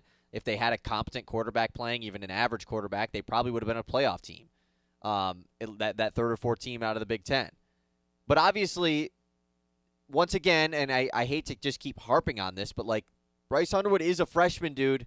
We've gone over this a couple weeks ago. The amount of true freshman quarterbacks that come in and lead their team to double-digit win seasons, it's a short list. It's not a lot of guys. It's Trevor Lawrence. Right, It's exactly. really the only guy in modern history to do it. To actually get the team to the playoff, go that deep, exactly. There's been guys that have had good seasons, and I'm not saying that Bryce Underwood isn't going to get added to that list. I would assume he's going to get added to that list. But a lot, as far as day one starting, true freshman, it doesn't happen very often. So you would say, yeah, it's going to be on Bryce Underwood, but I think that it could get put on Sherrone Moore because of, hey, Jim, look at what Jim Harbaugh did the last X years at Michigan, as well as winning the national championship. So those expectations are, one, they're already high for Michigan in general because it's Michigan. They have one of the highest expectations year in, year out. Last year they were not good in the first year outside of Jim Harbaugh. 2 of their expectations. I'm not saying they weren't good overall. They weren't. Sure. I mean, they made a bowl game. Whatever. That does not make you a good team anymore. Okay. But they weren't. They were first year post Harbaugh, not a good team. If that is back-to-back seasons, even of 8-4 play, 7-5 at worst case scenario probably, but I'd be really shocked if they went 7-5. They go 8-4, so 2 years in a row post Jim Harbaugh, Sherrone Moore can't win 9 games. Can't win double-digit games. Can't get back to the playoff where they went 3 years in a row. When there was 4 teams, and now when there's 12, you can't make it. I think that would be a lot of Michigan fans pointing the blame towards him. But you don't think there's anything that could happen this season to put him on the hot seat, do you? Or I don't think he's in the hot seat at all, and I don't think anything could happen this season. Right. Short of like 5-7, which that just as long as Bryce likely. Underwood is still the quarterback there, I think Sherrone Moore's his coach. You know, like there's no way they want to risk that. Well, let me ask you this: we're in a new era of college football. The players have more power than they ever have before. If Bryce Underwood goes to some of these donors, you know, the ones that gave him $15 million, and said, "I'm not really vibing with Sherrone Moore anymore," what happens? Who has more power? Are we seeing a shift so much that not only can these players request basically trades and hop into the transfer portal, but can they actually get their coach fired? We're yet to see that. But if there's going to be a quarterback to do it, wouldn't it be the highest paid quarterback of all time in Sherrone Moore? And now we're thinking way out. Yeah. This is not, that would not even be a thought until the following offseason. I also think that, like, Bryce Underwood obviously has a great relationship with Sherrone Moore to come to Michigan, right? Sherrone Moore has been nothing but a top-tier recruiter since being the head coach of Michigan. Elite. Yeah, like, it has been absolutely unreal as a recruiter. So that's the only reason why, like, as long as Bryce Underwood is there and this current group of top recruits he's brought in is there, Sherrone Moore is there, because you can't lose or risk losing those guys to the portal if they did decide to all of a sudden, like, we're going to make a crazy rational decision and get rid of Sherrone Moore. So like you said, I don't think there's really anything that could happen to get him on the hot seat. I just think that the blame could be pointed his way if things don't go the way that Michigan fans want it to go this year. And I'm interested to see what the actual Michigan fans think. Is there a more intriguing player in the Big Ten than Bryce Underwood? Intriguing? Yeah. Probably not. Probably not, yeah. Because every other guy, either you know what they are, because, like, you could say some of these good players, like a Jeremiah Smith, yeah, we know he's really good. Caleb Downs. Yeah. Same thing. Even, like, Drew Aller, you go with the quarterback route. Like, yeah, we know that they're pretty good. Like, yeah, they are intriguing, but we don't know with Underwood. We can assume all we want, but, like, yeah, it's probably him and probably Dylan Raiola is right behind him, honestly. And they didn't set Underwood up with the best weapons. I mean, they have a strong offensive line. I'm sure they'll have a good run game again. They always do. They're Michigan. The Michigan fans are pretty high on this Donovan McCulley. Like, that's fine. That's fine, but it's... I've heard the world of him. You know who has a significantly better group of weapons? Michigan State. And it's not even up for debate. Michigan State might have the best group of weapons outside of Ohio State in the Big Ten. It's just a matter of can they protect Aiden Childs, and is Aiden Childs the guy? We have no idea. I think he has every tool in the toolbox that you need to be a great quarterback, but is it all screwed on up top, and can he process a defense at the Big Ten level when all these defenses are, you know, like the Michigan defense, like the Ohio State defense, probably like the Penn State defense this year? I mean, they're NFL light defenses. Does he have the wherewithal to kind of handle that as the quarterback for MSU? I don't know, but he has the weapons and he has all the athletic and physical tools you want in a quarterback. Michigan State has the better group of weapons between Velling and Marsh and Christian McCray. Michigan just has the better group of everything else. Everything else. But at least State has one thing that they can be happy about. It's more things than there has been the past couple of years. Right, that's a good point. 989-837-6125. Let's take a trip around the league. Little division predictions when we come back. It's the Ben Bosscher Show on 100.9 The Mitt. The Ben Bosscher Show, built by Bresky Siding and Building Repair on 100.9 The Mitt. It's the Scholar Athlete of the Month, proudly presented by Fisher Companies here on Sports Radio 100.9 The Mitt. This month's recipient is Scarlett Mason from Standish Sterling High School. With a 4.3 GPA, Scarlett's a member of the track and field team and a state champion in swimming. Scarlett, a member of the National Honor Society, and PALS, a student support group. We get qualified, and then we are someone that if a student is uncomfortable talking to an adult, they can come talk to us about what's going on at home or whatever they're struggling with. The biggest thing was it raised mental health awareness, and I think that's huge in high school. Scarlett will be attending and swimming at Wayne State in the fall. To hear the full interview and nominate a local athlete for our scholarship program, visit 1009themitt.com.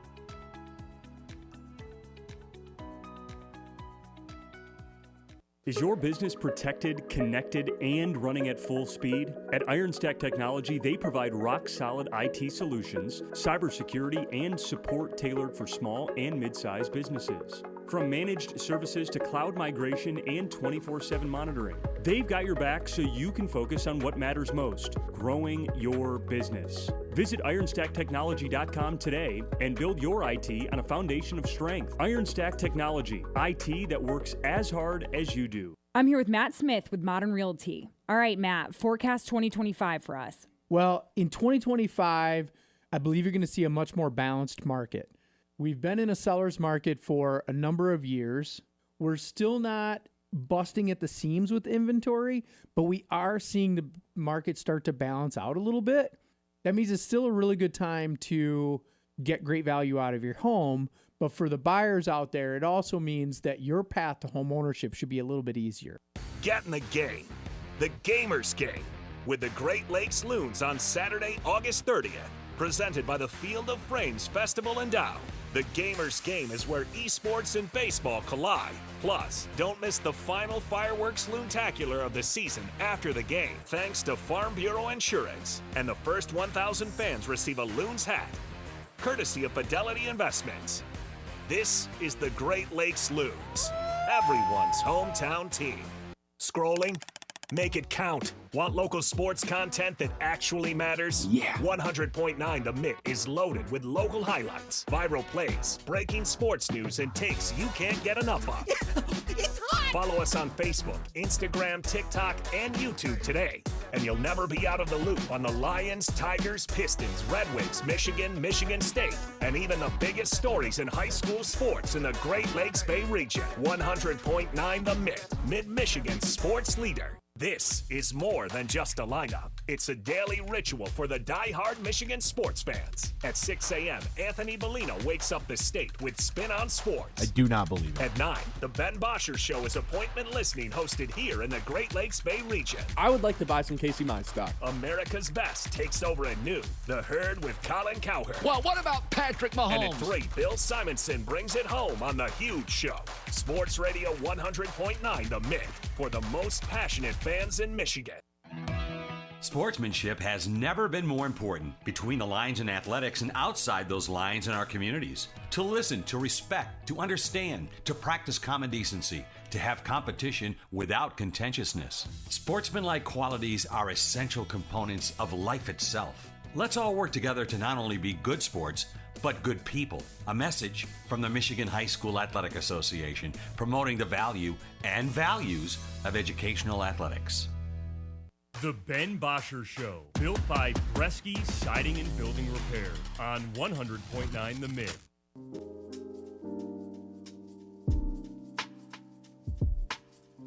All right, welcome back in. Hour number 2. We're halfway through. It means we're halfway through the show, which means it's time to take a trip around the league. It's time to zoom out and go around the league. All right, Kyle, I got something fun for us All right, today. Ben. What are we doing today? So this is something I've been holding on to for a long time, and I've been waiting to do it. Today felt like a good day, so why not? I want us to draft division-winning teams. So the team that you are the most confident in to win their respective division across the NFL would go first. The team that you are the least confident in to win their division would go last. We're going to do 5 picks each. Yes, I know there's only 8 divisions, but you can pick an additional team that you think is going to potentially win a division with your last pick. And if we want to both take AFC South or fill in the blank divisions first 2 picks because we disagree on who's going to win, that's fine too. Okay, I like this idea. Who gets the first pick? Because to me, I think that there is a very, very obvious first pick. I do as well. So we have to hash this out somehow. Okay. You can have the first pick. No, I'm trying to think of something fair. That's all right. You can we play rock, paper, scissors? Sure. Let's just do that on live radio. Yeah. Look over here. Yeah, I'm looking at the screen. No. Look over. Okay, ready? Rock, paper, scissors, shoot. Rock, paper, scissors, shoot. Rock, paper, scissors, shoot. All right, I get the first pick. You win. That took way too long. All right. I'm taking the Bills. 5 straight division titles. Two teams in the division are going to absolutely suck between the Jets and the Dolphins. Top 5 quarterback talent ever in Josh Allen. This team just wins the division over and over and over and over and over again. And to be quite frank, there's not really a team that's even threatening to take this division title from them, despite the fact that they don't really have a ton of weapons. Doesn't matter. They have Josh Allen. Yeah, the division really stinks, too. I think that's, like, the big part about this, outside of the Bills. Like, there's not a single other team I'm like, they could win it. Even the Patriots were all like, oh, they could have this, like, improved year. There's no way they win the division. No, or beat the Bills. Right, exactly. More than once. Minus 270 right now to win the division. That is unreal for Oh, I was going to say that. Let's not look at the odds. Let's Okay, I not won't cheat look on at it. I won't. Okay. I was just looking at that one, so because I just was interested to see what they were. Minus 270 is crazy. Okay. How about this? You get the next 2 picks, and then we go back to 1-1-1-1-1. No, we can just go 1-1-1 back. It's fine. We'll All just right. keep doing it the way it is. Okay, so look, there's probably an obvious second pick. I think there is. In the Chiefs, because they just don't lose the AFC West. That's not the team that's second on my big board. Yeah, however, I think it would take some serious things to go wrong for the Ravens not to win the AFC North this season. It's a good division. It's always a good division. It's competitive. They beat up on each other like crazy. But the Browns are going to be really bad. The Bengals don't have the full roster, what it takes to win the division. I think the Bengals can make a wild card game, but I just do not think they can win the division, especially with the improved Ravens secondary. That was their lone weakness last year. And the Steelers have Aaron Rodgers as their coach, or as their quarterback. So I'm going to go with the Ravens second overall. Trey Hendrickson being back knocked them down my big board. I have them 4th. Really? I had them 4th. There's no way you have the team I was thinking second. I've got the Texans. No. Whoa, really? You're taking the Texans? I think the Texans leap back into Super Bowl contenders in the AFC this season. Potentially the best defense in the NFL, best edge rush duo in the NFL. Maybe one of the best secondaries in the NFL as well, is specifically the corners. Get a healthy Nico Collins. You got 2 new rookies for C.J. Stroud. Yeah, this offensive line's not fantastic. Look, if this defense is as good as I think they can be, they don't necessarily need to be this high-end explosive offense. They can just manage the game, and C.J. Stroud now has another year under his belt where I think they're going to be really comfortable doing that. Really special head coach in terms of creating a defense in D'Amico Ryan. The culture there seems set, and you look around the division again, and there's 2 teams that will be uncompetitive. I really like Cam Ward, but that's asking a lot from a rookie quarterback. We've seen some rookie quarterbacks drag their team through the mud. That doesn't seem likely in this division, especially in the AFC. The Colts don't have a quarterback, and the Jaguars, as much as I like them this season, there still feels like a pretty big gap between them and the Texans. Best unit in that division is Texans defense. Best weapon in that unit, I think, is Nico Collins. Best quarterback in that division, I think, is C.J. Stroud. So I'm going with the Texans as my second pick. Wow. Didn't see that one coming, that's for sure. I mean, it makes sense. I just thought you were higher on the Jags than that. Not as much as the Texans. I mean, giving me the choice of Eagles-Chiefs here is kind of crazy. That's all I'll say. When you could have just had one of them and then probably gotten the Texans in the next round. I might pass on them both again. Tampa Bay you're going to take, for real? You go. Okay. It's your pick. Look. Oh, man. I'm confident in a certain team. So do I just take them before you can, and then I'll still get one of the Eagles or the Chiefs? Yeah, I do.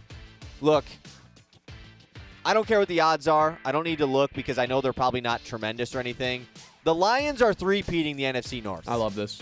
They are. Like, the Bears are I think most people now have kind of come around on the Bears of probably being the worst team in this division. I'm higher on the Vikings than most. I think they're going to have another really good year. But once again, lost to the Lions in both games last year. When it came down to the very end of the season, Lions won in handed fashion. And Green Bay is the popular choice to win the NFC North. And just like the Vikings last year, except let's go to the last 3 years, the Lions own them in head-to-head matchups. So I will choose the Lions here to win the NFC North 4th overall. Love it. I love it. They went 15-2 last year, and they're a better team than they were a year ago. Yeah, I don't think they win 15 games last year, but doesn't that basically seal the deal? They're 15-2 and they got better on paper. Do you think so? Like, toughest division in football, I agree. I don't think I agree with that anymore. It's one of them. One of them for sure. I'm taking the Bucks. Crazy. I'm taking the Bucks. 4 straight division titles. I think this is maybe the most underrated organization in the NFL. Just a really healthy org from top to bottom, constantly getting new coordinators hired. Oh, there's so much talk about the Lions losing their coordinators. Nobody cares with the Bucks. Nobody cares. Atlanta still has a lot to prove. Michael Penix still has a lot to prove.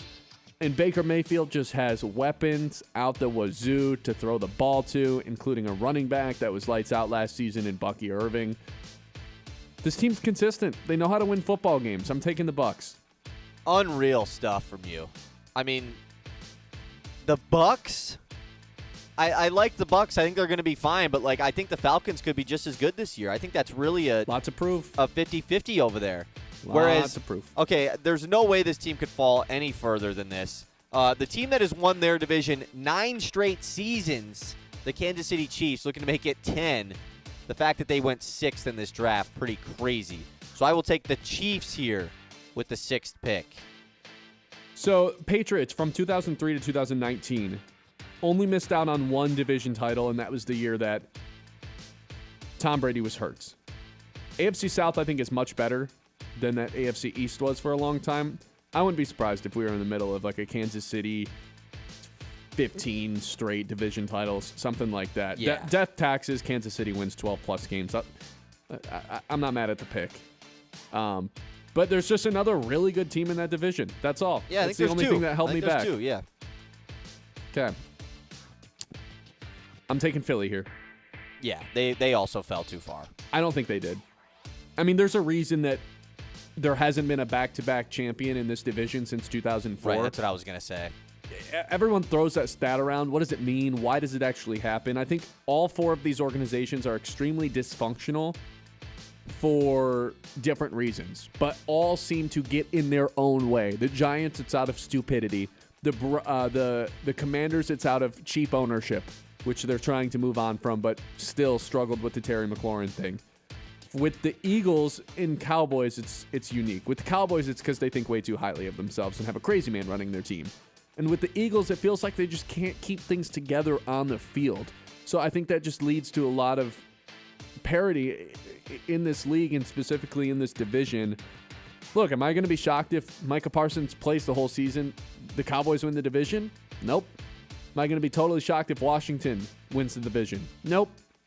I think there's 3 teams that have a possibility to do it here. That's why they fell for me. A lot of stuff went right for the Eagles last season. They were the 4th healthiest team in the NFL in 2024. Back-to-back seasons being top 5 healthiest team. So just a lot has went right for that team the last couple of years. I'm taking Philly with the 7th pick. I will say I'd be pretty shocked if Dallas won this. Right. Not if everyone's healthy.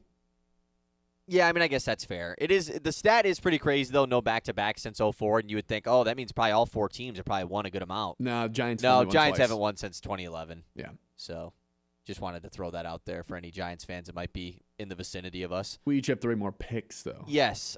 So I want to ask the rule here. Do I have to choose You can the take whatever last team you division want. here? You can take Okay. whatever team you want. Because the only division we have not touched is the NFC West.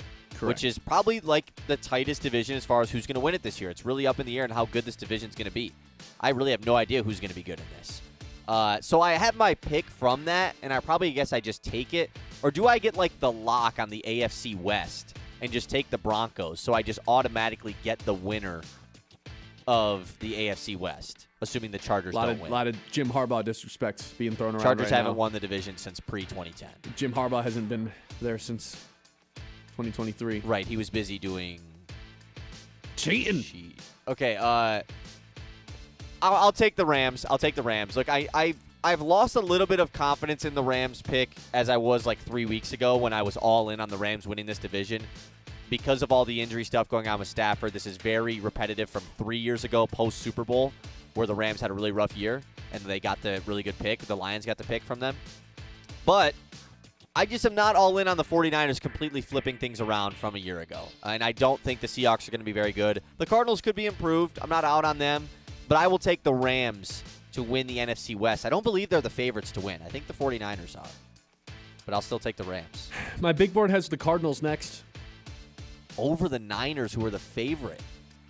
That's crazy. But I'm going to take Denver here for the strategic play, so you can't take them and just lock up the AFC West. So I'll take Denver with my last pick. Yeah. Denver is, I mean, outside of the quarterback position, it's like it's very reminiscent of what the Vikings are doing. It's like, okay, if you close your eyes at the quarterback situation, this might be the best team in the NFL. But then you got to obviously consider the quarterback, and that's probably what's going to hold Denver back, and that's probably what's going to hold Minnesota back. But a complete roster from top to bottom. Sean Payton seems to have figured it out again. Everything from that camp is watch out, because this team knows exactly who they are and what they're doing going into the year. Sometimes you know in camp. This team apparently knows. Okay, last pick. I could lock up the NFC West and take the 49ers if I think they're going to win it. Oh, come on. Don't act like the Cardinals have no chance. The division's They're not going to win open. the division, Division's dude. wide open. They are not going to win the division. Come on. Who knows if all the bad stuff that you just brought up happens to the Rams? Don't act like there's not equally as much bad stuff that could happen to the 49ers. Okay, well, I'm not going to take them, so it's not going to matter. I could lock up the NFC North and take the Vikings because I think they're second best, but I'm not going to do that. Maybe same thing with the Bengals in the AFC North. But I'm going to snag one of the teams that I think actually probably wins the division that you chose from early. I'm taking the Atlanta Falcons. Oh. From the NFC South. I think that they are just as equal. I don't know what the odds are. I assume the Bucs are favorites. I think they should be tied for odds first-wise to win, Falcons and Bucs. So I'll take Atlanta here with my 10th pick. They're really reliant on their rookie defenders going into the year. That's the only thing holding me back on this Atlanta team. And I just don't love all Raheem Morris. I don't know if I love Raheem Morris as a head coach. True. I guess verdict's out on him. I just don't love like the large amount of injury news we've gotten out of the Bucs camp already. Just a lot of injuries. What, just of Mbuka? No, of Wirfs and Godwin and like major players on their team. Lost another year of offensive coordinator turned head coach. Like they find ways to win. They do. I'm not saying they're going to be bad, but I just think the Falcons could be good. All right. We'll have to go back at the end of the year and see who was right, who was wrong. Those are our division winners draft style. 989-837-6125. It's the Ben Bosscher Show live on 100.9 The Mitt. The Ben Bosscher Show, built by Bresky Siding and Building.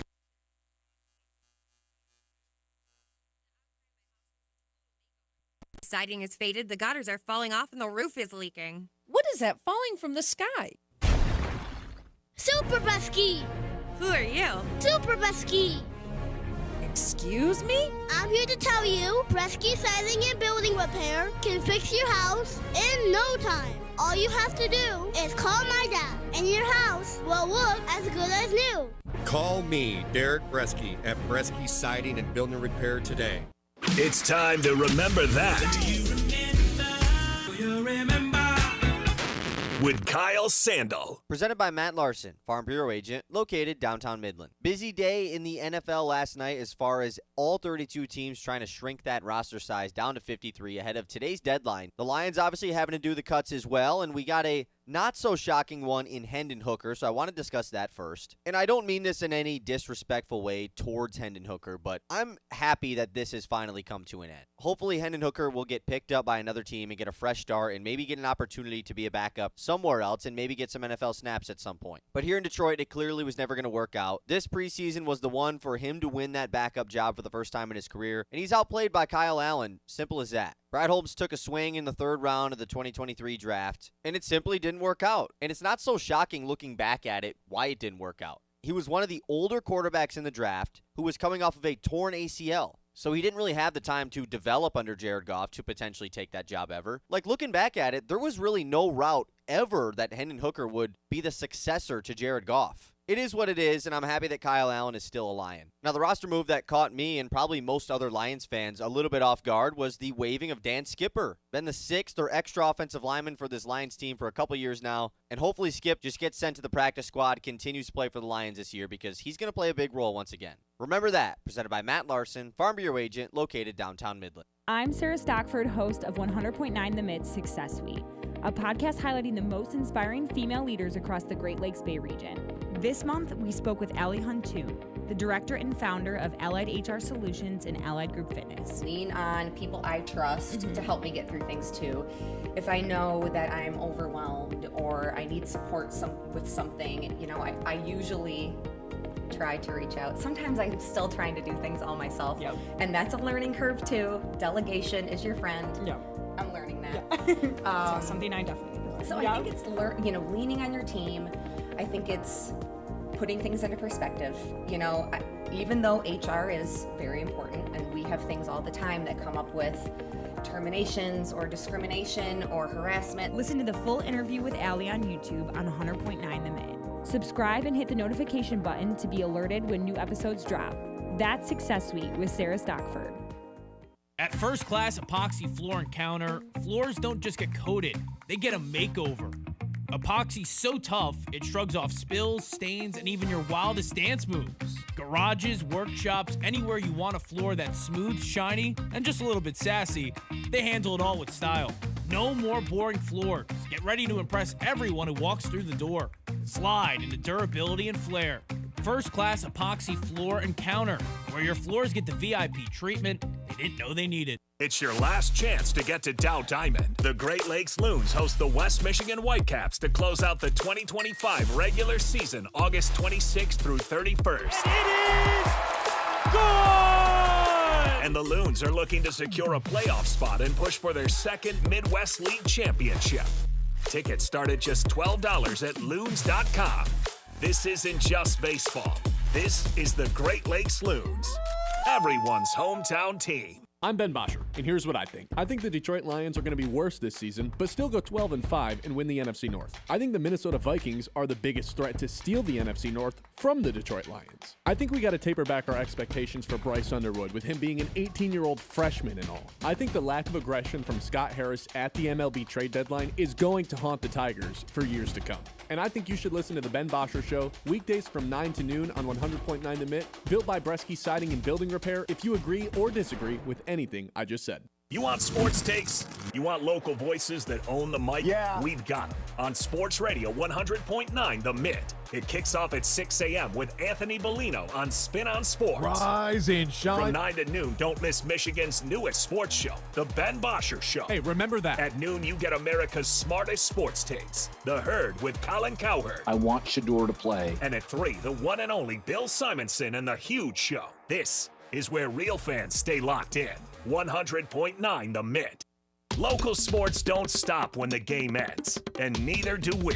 100.9 The Mitt is your digital home for the latest news across the state of Michigan. From high school to college and the pros, it's all on our socials. Follow us on Facebook, Instagram, TikTok, and YouTube. Just search 100.9 The Mitt and join the squad. Stay locked in on the latest stats and stories with exclusive video takes from local talent. Sports Radio 100.9 The Mitt. Let's pick out a good wine. Let's discover a new taste from a new place. Let's meet the people who handpick the grapes in places dedicated to the craft, in a land that only knows one way to grow things, rich and full. Welcome to Michigan, where the 4 seasons and 4 Great Lakes smile on the winemaker, where the quality of the wine is exceeded only by the warmth of the greeting waiting for us.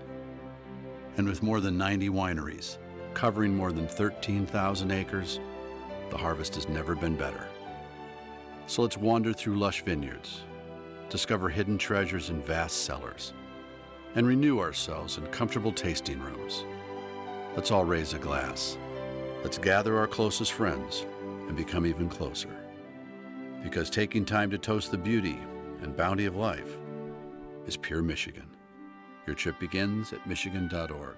The Ben Bosscher Show, built by Bresky Siding and Building Repair on 100.9 The Mitt.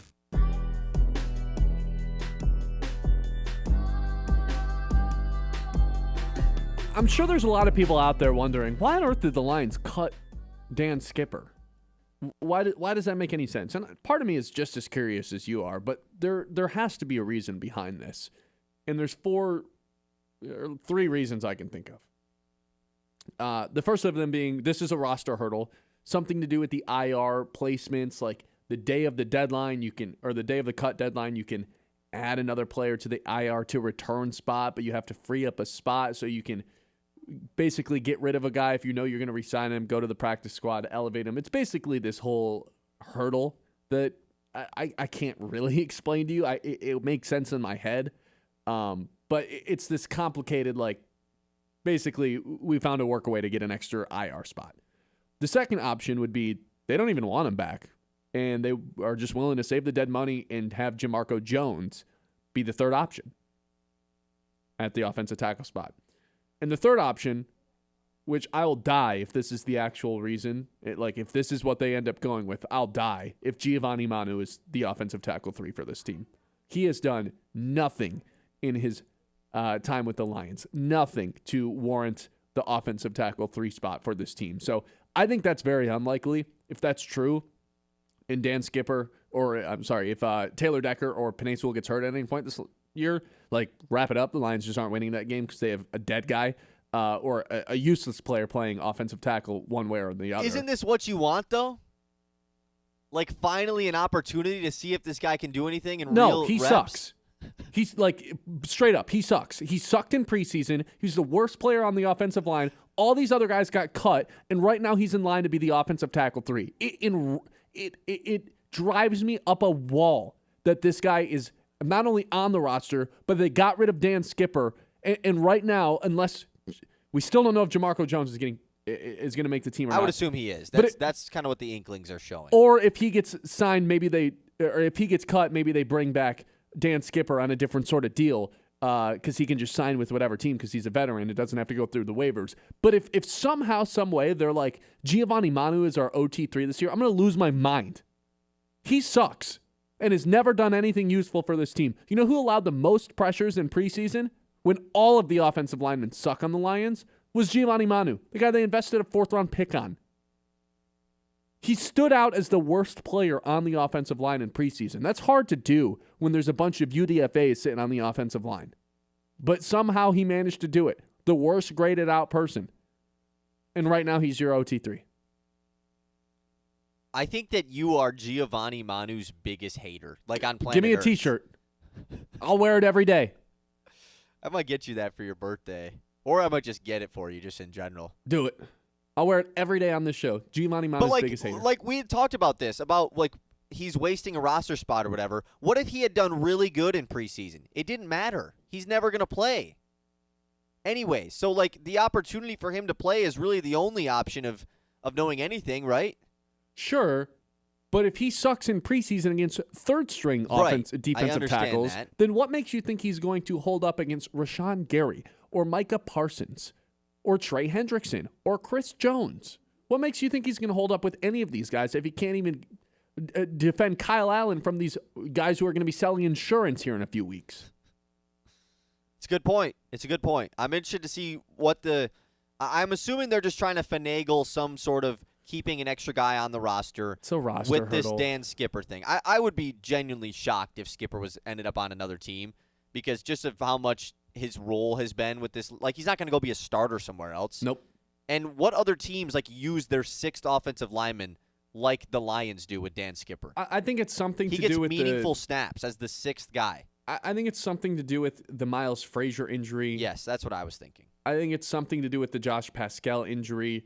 It'll become a lot more clear once the move actually happens and the deadline's at 4 p.m. to cut your guys today. But there is a sense of if you can cut a guy on the roster, you free up a roster spot, but then you can put someone else on IR, and if you know you can re-sign them anyway, there's weird hurdles that can work around. And look, I'd be lying if I said I completely understood it, but you get the general concept of it.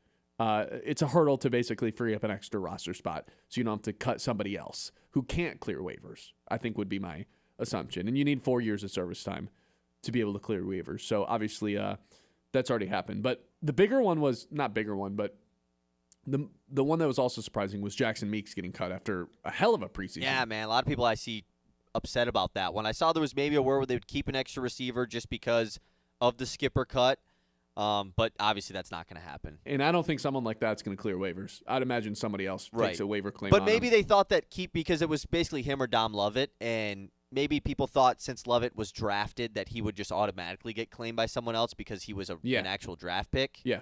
And I think that's part of the reason that they kept him. He was a 7th-round draft pick. Tie goes to the person that you actually invested a pick on. And that's a little bit more of a little speedster, Khalif Raymond, replacement in the long term, which the Lions don't really have elsewhere on their roster. 989-837-6125. Hour number 3 of the Ben Bosscher Show. Coming up next here on 100.9 The Mitt. The Ben Bosscher Show, built by Bresky Siding and Building Repair on 100.9 The Mitt. Midland Eye Care wants you to know the pervasive use of technology can lead to digital eye strain, burning or tired eyes, headaches, fatigue, loss of focus, blurred or double vision. Overexposure light from electronic devices may also increase the likelihood of developing serious eye conditions such as age-related macular degeneration. To give your eyes a rest, remember 20-20-20. Every 20 minutes, take a 20-second break and look at something 20 feet away. This message brought to you by Midland Eye Care, your vision source on Eastman Road in Midland, on Cedar and Gladwin, and now on East Washington in Freeland. Now, wait a second, Sharon. So the Midland Area Community Foundation runs the Midland Area Santa House? You bet we do. And Midland Area River Days? Absolutely. Plus scholarships for students and grants for local nonprofits? That's like hitting the cycle and impacting our community. Anyone can step up to the plate and help build community capital for as little as $5. $5? That's the cost of a snack at the ballpark. How do I get in the game? Just visit midlandfoundation.org and make a gift to our community investment fund. Every dollar makes a difference. Join the team. Give today at midlandfoundation.org. Get in the game. The Gamers Game with the Great Lakes Loons on Saturday, August 30th. Presented by the Field of Frames Festival in Dow. The Gamers Game is where esports and baseball collide. Plus, don't miss the final fireworks loontacular of the season after the game, thanks to Farm Bureau Insurance. And the first 1,000 fans receive a Loons hat, courtesy of Fidelity Investments. This is the Great Lakes Loons, everyone's hometown team. From the hometown heroes to the college legends to the pros on Sunday, 100.9 The Mitt is your home for wall-to-wall play-by-play coverage. High school football, basketball, and hockey. Region champions for the first time in school history. Michigan State football and basketball. Touchdown, MSU! The NFL, Thursday, Sunday, and Monday night primetime games. And don't think we forgot about your hometown team. The Great Lakes Loons. That ball's over and out of here. 100.9 The Mitt. All right, folks, let's get started. Parents, thanks for coming. As many of you know, I'm Coach Mather. Tonight I want to talk about the season, of which I only have one expectation, that everybody gets stronger. When I say get stronger, I'm not referring solely to physical strength. Sure, we'll be in the weight room, we'll be running stairs, but we're also going to focus on developing mental toughness and grit, because those are the characteristics that allow us to achieve greatness both on and off the court. So, how do we develop those things? By getting comfortable with a challenge, by cultivating the confidence necessary to overcome adversity in all forms. That's why I coach. That's my purpose. Every member of this team can lean on me, and I'll teach them how they can lean on themselves and each other. This message presented by the MHSAA and the Michigan Interscholastic Athletic Administrators Association. From the Blazy Electric Studios, this is Sports Radio 100.9 The Mitt, WLUN, Pinconning Bay City, Saginaw, Midland.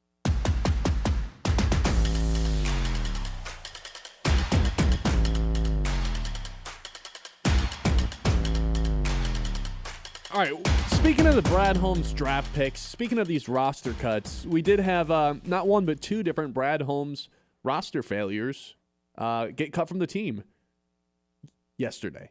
First of those being Hendon Hooker. Second of those being Roderick Martin. So is it wrapped up, like very clear, first place, biggest Brad Holmes draft bust is Hendon Hooker? Is there even a second place to this? No, it is like not even close. Because you drafted a guy that legitimately had zero chance of ever playing. I think that's the big part about this, right? Is that fair? No, I don't think that's true. When was he ever going to play? If Jared Goff thing you didn't work drafted out. a backup quarterback in the third round? He was 24 coming off a torn ACL. It'd be different if he was a 21-year-old coming off a torn ACL, or he was. I don't think age matters. Or in the he draft. was 20. It does when it's a quarterback. No, because Bo Nix just got taken. Right Jalen Daniels Okay. just got taken. Ben, Those guys are starting quarterbacks their rookie season. Hendon Hooker was never going to start his rookie season. Correct. I just don't think age matters. It matters when you're drafting a guy to take over in 3 years down the line. Fair. And that guy also is injured. The more and more I've thought about it, and at the time I was like, oh, this is kind of cool. And the more and more you think about it, it's just like, he was never going to play ever. You drafted a backup quarterback in the 3rd round. Like, that's actually absurd. And he also isn't the backup quarterback. No. And never was. Never one time was. Never even the 2-string is crazy. It's for sure the worst pick that Brad Holmes ever had. And I love Brad Holmes. He makes great picks. So I'm not sitting here saying, like, oh, what a terrible guy for doing that. Yeah, he's hitting over 500. But it's not even close as far as the worst draft pick. Broderick Martin doesn't get a nod for never contributing a single thing to this Lions team? Broderick Martin at least played a snap and was the backup to the guys that play in front of him. He was 3rd string mostly. But, yeah, it probably is Hendon Hooker. Giovanni Manu's really competing for this spot, though. He really is. Give him one Still more on the year. roster. Give him one more year. And if he doesn't make the roster, they spent the exact same amount of time in the Lions uniforms. Because if Giovanni Manu goes another year and, like, is inactive every game, at least Hendon Hooker was, like, active. You know what I mean? Those are, like, the big misses. And honestly, Kyle, Josh Pascal is starting to get brought back into this conversation. Yeah. I thought he escaped it. Different type of scenario, though. Same with Levi. Not really much of a failure, just couldn't stay on the field health-wise. Like, when but healthy, he had a problems solid coming contributor. into the draft about his injuries. Remember? Is that a failure, though? Or is it just couldn't stay on the field when he does play is pretty solid? Well, they failed to identify the fact that he had off-season surgery and needed surgery because of the hernia that he had, which he somehow covered up during the draft process. And then the injuries just never really slowed down. And Right. last year was the first time he's healthy. Same thing with Levi Wunzurike. Now it's like both those guys, we have no idea when they're playing again. Levi might never play in the Lions uniform again. That's entirely possible. Yeah, that's Josh fair. Pascal, who knows when he's coming back? Like, no one seems to know what is wrong with him, or B, when he's coming And back. both those guys really had their first full healthy seasons last year. And it wasn't even really full for Josh Pascal. So And Pascal had jumped out of the conversation. Like, he had escaped. He had beat the allegations of biggest Brad Holmes draft you're right. bust. But And he was that taking a second-round pick. Both those guys second-rounders. Yeah, exactly. It is funny looking at the Brad Holmes third-round draft picks. I mean, they are either major hit or they're rough. I mean, you go through 2021, Ali McNeil, what a snag, and Ife Melifonwu. Not the end of the world. Like, he contributed. And he still is in the NFL on another team. He contributed. So that's the lone one that's like, okay, he's solid. The rest of these, 2022, Kirby Joseph in the 3rd round. Home run. Probably his best pick ever of the 3rd round. 2023, Hendon Hooker and Broderick Martin. And he traded into the 3rd round to take Broderick Martin at the end. 2024. I loved him as a prospect. Didn't by have the a way. 3rd round pick in 2024. And then 2025, so far, potentially with Isaac Tesla. Ah. So it's like, is he going to fall into this crazy home run hit? It's just kind of funny looking at those picks because outside of Ife Melifonwu, it is just major 1,000% hit or wow, what a terrible pick. This guy never is going to play. Do the 2nd-round picks if you've got them pulled up. Yeah, I do. 2021 2nd-round pick, Livie Onwuzurike. I think better than Pascal when he's played, but has played much less. Yeah, I was about to say, only healthy for one full one season. Yeah, I mean, it's as far as career games played, Josh Pascal has played in his career. Can I guess? Taken a year later, by the way. A year Go for it. Josh Pascal. Am I guessing Pascal? You can guess both. I have them both pulled up. Levi, I'm going to go 19. Oh, no. Played much more games than that. 30? 42. Okay. Played a full year last year. Yeah. Josh Pascal. But missed an entire year of his career. 40. 36. But a year apart, so Yeah. pretty when there's 17 games to play in. So, but yeah, 2nd-round picks by year for the Lions. Just kind of exposed to 2022. Josh Pascal. Kentucky guy. We'll see. 2023, obviously, just 2 major homers, Sam Laporta, Brian Branch. Yeah, that's about as good as it gets in the 2nd round. And then 2024, we might be dipping back into that, and it's rake straw. Wait, hold on. Back up for just a second. Yeah. Brian Branch going in the 2nd round, looking back, is really one of the craziest things to ever happen. Not just going in the second round, going in the middle of the second round. Like, it's not like he was one of these picks where Joey Porter Jr., who was supposed to go at the end of the first round, gets picked first in the second. And it's not like there was off-the-field issues or anything. It was all because of the position he plays.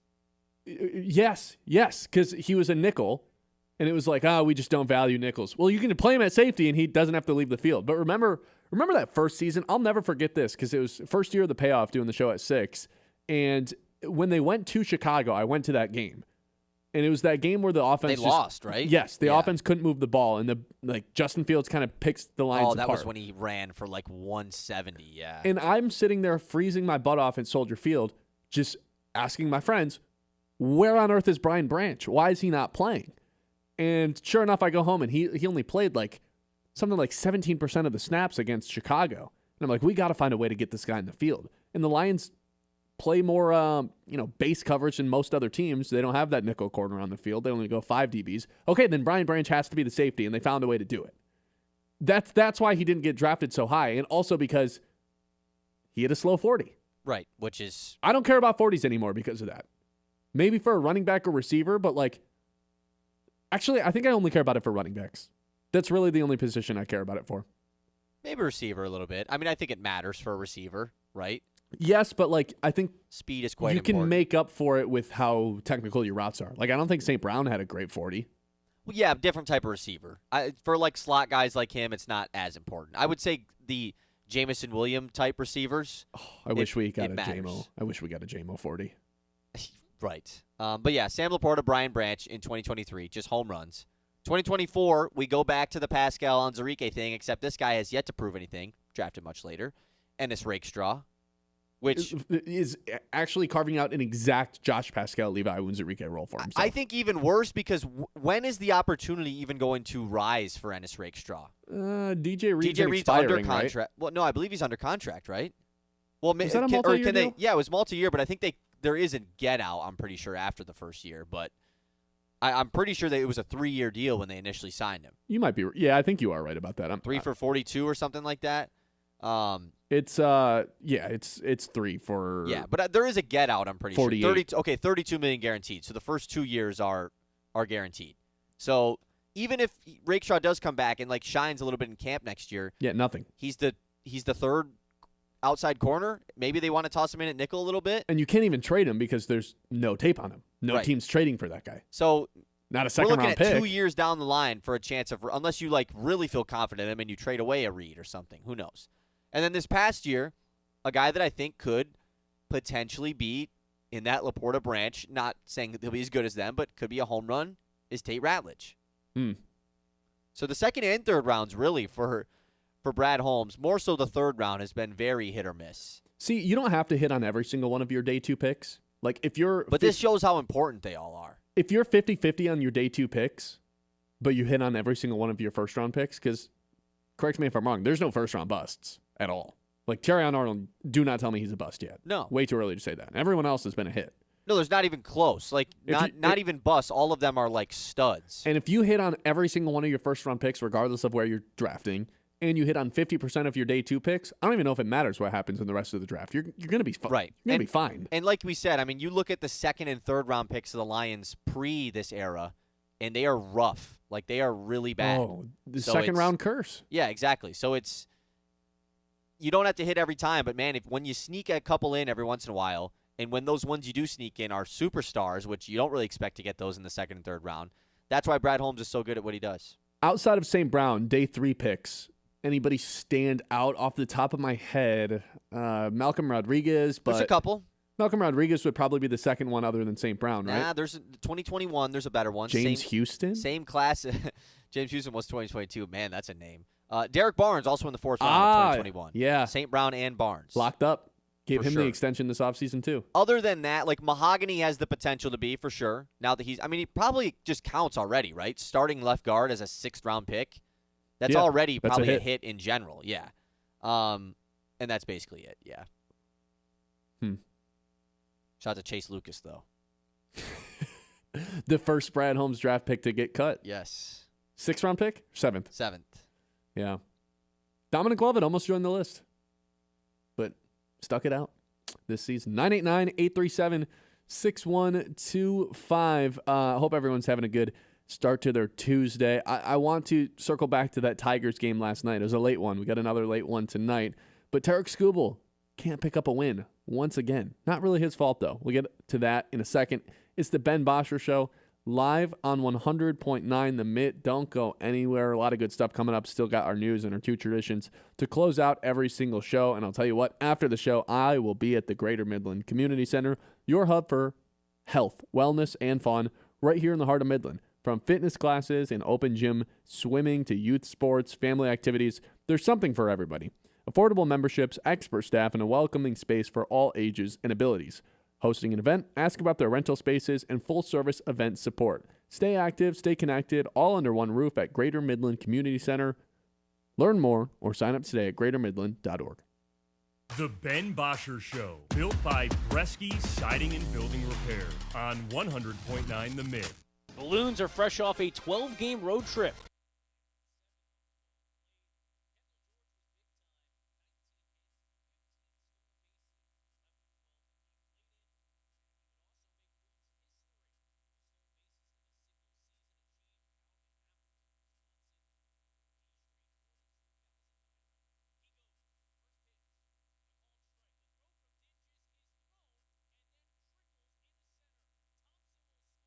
George has the all. Not only steals the base, but puts Great Lakes in a great position, helps them manufacture a run, something he's done well all season, and puts himself 90 feet away. But he has surpassed D. Strange Gordon. That is stolen base number 74 for Kendall George. Loons are back home. Home stand starting on Tuesday. First pitch at 7:05. Tired of floors that snore? Walls that whisper, meh. Premier Tile in Midland is here to spice things up one tile at a time. They've got backsplash that'll make your pasta jealous. What? Shower walls that'll actually sing in the morning. And floors so fabulous, you'll consider eating dinner off them. Stylish, affordable, slightly obsessed with grout. Visit Premier Tile, located between Stark and Sturgeon, right off US 10, or at premiertilestone.com. At Tommy's Express, you can get your car clean, shiny and dry in just minutes. Our state-of-the-art eco-friendly wash delivers a spotless finish every time. With the Tommy Club app, enjoy unlimited washes or paper wash. Skip the line with license plate recognition and manage everything right from your phone. Fast, clean, and simple. Visit Tommy's Express today and see the difference. Text CLEAN CARD to 86697 for a free works wash. Offer valid for new guests only. By participating, you consent to receive promotional information text from Tommy's Express. Message and data rates may apply. Message frequency varies. Since 2007, the Michigan Baseball Foundation has invested over $1.8 million into our communities, supporting over 350 projects across 14 Michigan counties. From restoring Alma Little League fields to creating nature-based classrooms at the Chippewa Nature Center and enhancing accessibility at the middle of the Mitt Miracle Field, MBF is making a real difference. Every ticket to a Great Lakes Loons game helps fund these initiatives. Join us in building a stronger, more vibrant community. Learn more at MichiganBaseballFoundation.org. We can't see tomorrow, but we can hear it. And it sounds like peace of mind, knowing our lakes will be better protected by placing Line 5 in the Great Lakes Tunnel. And that we've added extra safety measures while we work to build it, because we're committed to keeping the Great Lakes safe for generations to come. Tomorrow is on. Visit enbridge.com/line5 for more information. Enbridge. Life takes energy. It's your last chance to get to Dow Diamond. The Great Lakes Loons host the West Michigan Whitecaps to close out the 2025 regular season, August 26th through 31st. It is good! And the Loons are looking to secure a playoff spot and push for their second Midwest League championship. Tickets start at just $12 at loons.com. This isn't just baseball. This is the Great Lakes Loons, everyone's hometown team. You want sports takes? You want local voices that own the mic? Yeah. We've got them on Sports Radio 100.9 The Mitt. It kicks off at 6 a.m. with Anthony Bellino on Spin on Sports. Rise and shine. From 9 to noon, don't miss Michigan's newest sports show, The Ben Bosscher Show. Hey, remember that. At noon, you get America's smartest sports takes, The Herd with Colin Cowherd. I want Shador to play. And at 3, the one and only Bill Simonson and The Huge Show. This is where real fans stay locked in. 100.9 The Mitt. The Ben Bosscher Show, built by Bresky Siding and Building Repair on 100.9 The Mitt.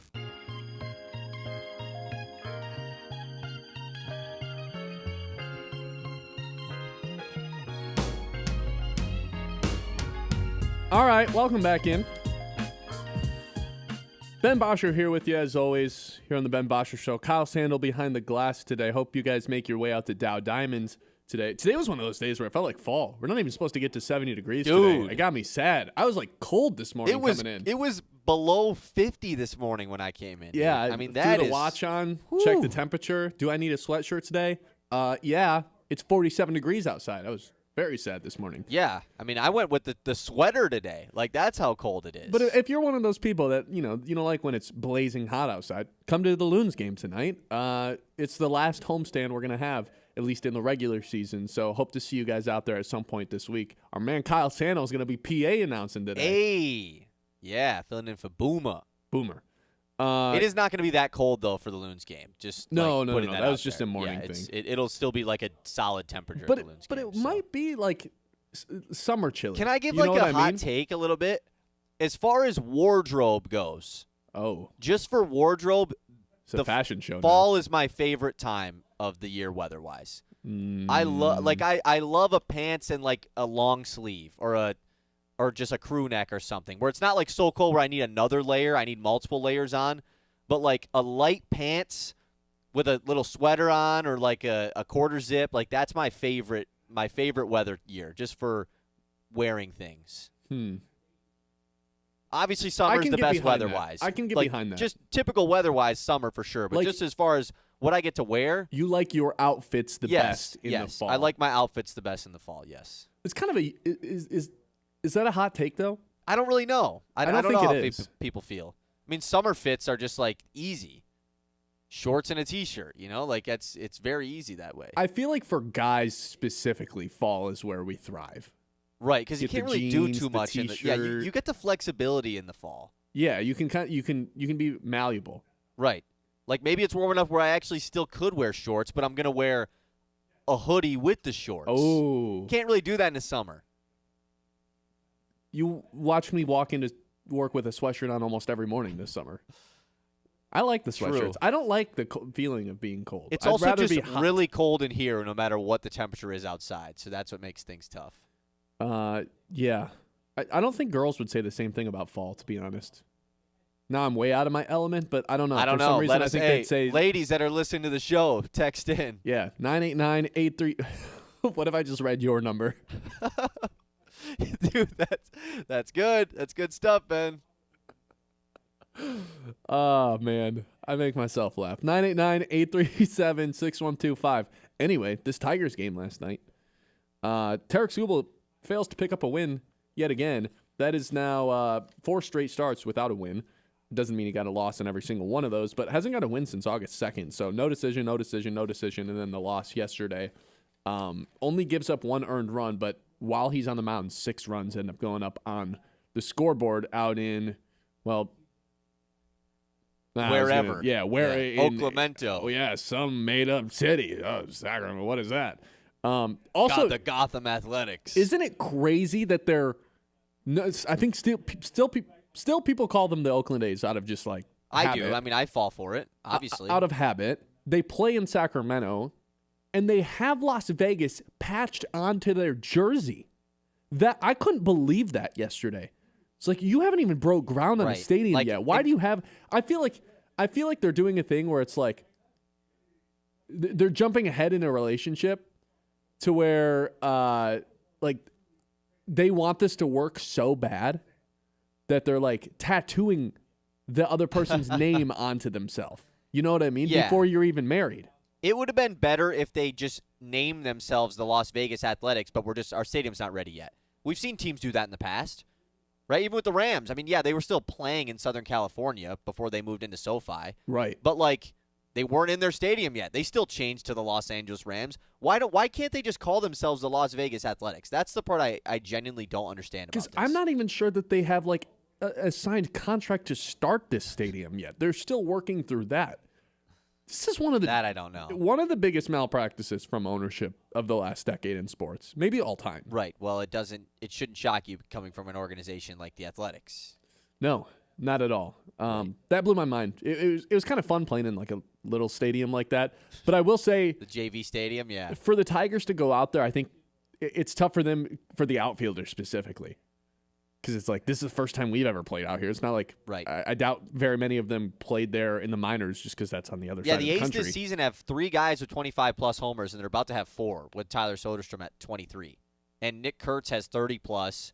Brent Rooker has 30-plus. Like, these guys all have they're I think they're top 5 team in homers this year when I was looking at it yesterday. For sure, top 10. Those corners were goofy yesterday, too. Some of the balls that bounced off the corners of the wall, like the Wenzel Perez hit early on in the game, I was like, oh, my God, that's going to turn into 2 because Perez turns everything into 2, even when 90% of other hitters in the league wouldn't even think to stretch it to 2.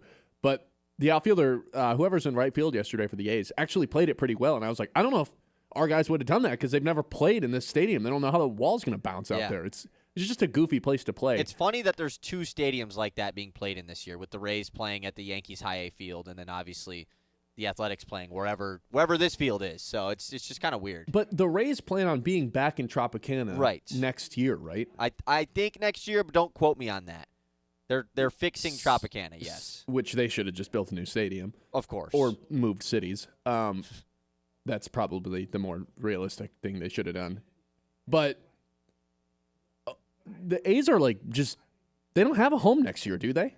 No, I think that I don't know if they're going back to Sacramento next year because obviously their stadium's not going to be built by next season. We don't even know if it's going to start being built. Yeah, they can't go back to the Coliseum, so it's oh no, they'll get booed out of there. Well, this is what I was saying. Like, they should just go to another city next year.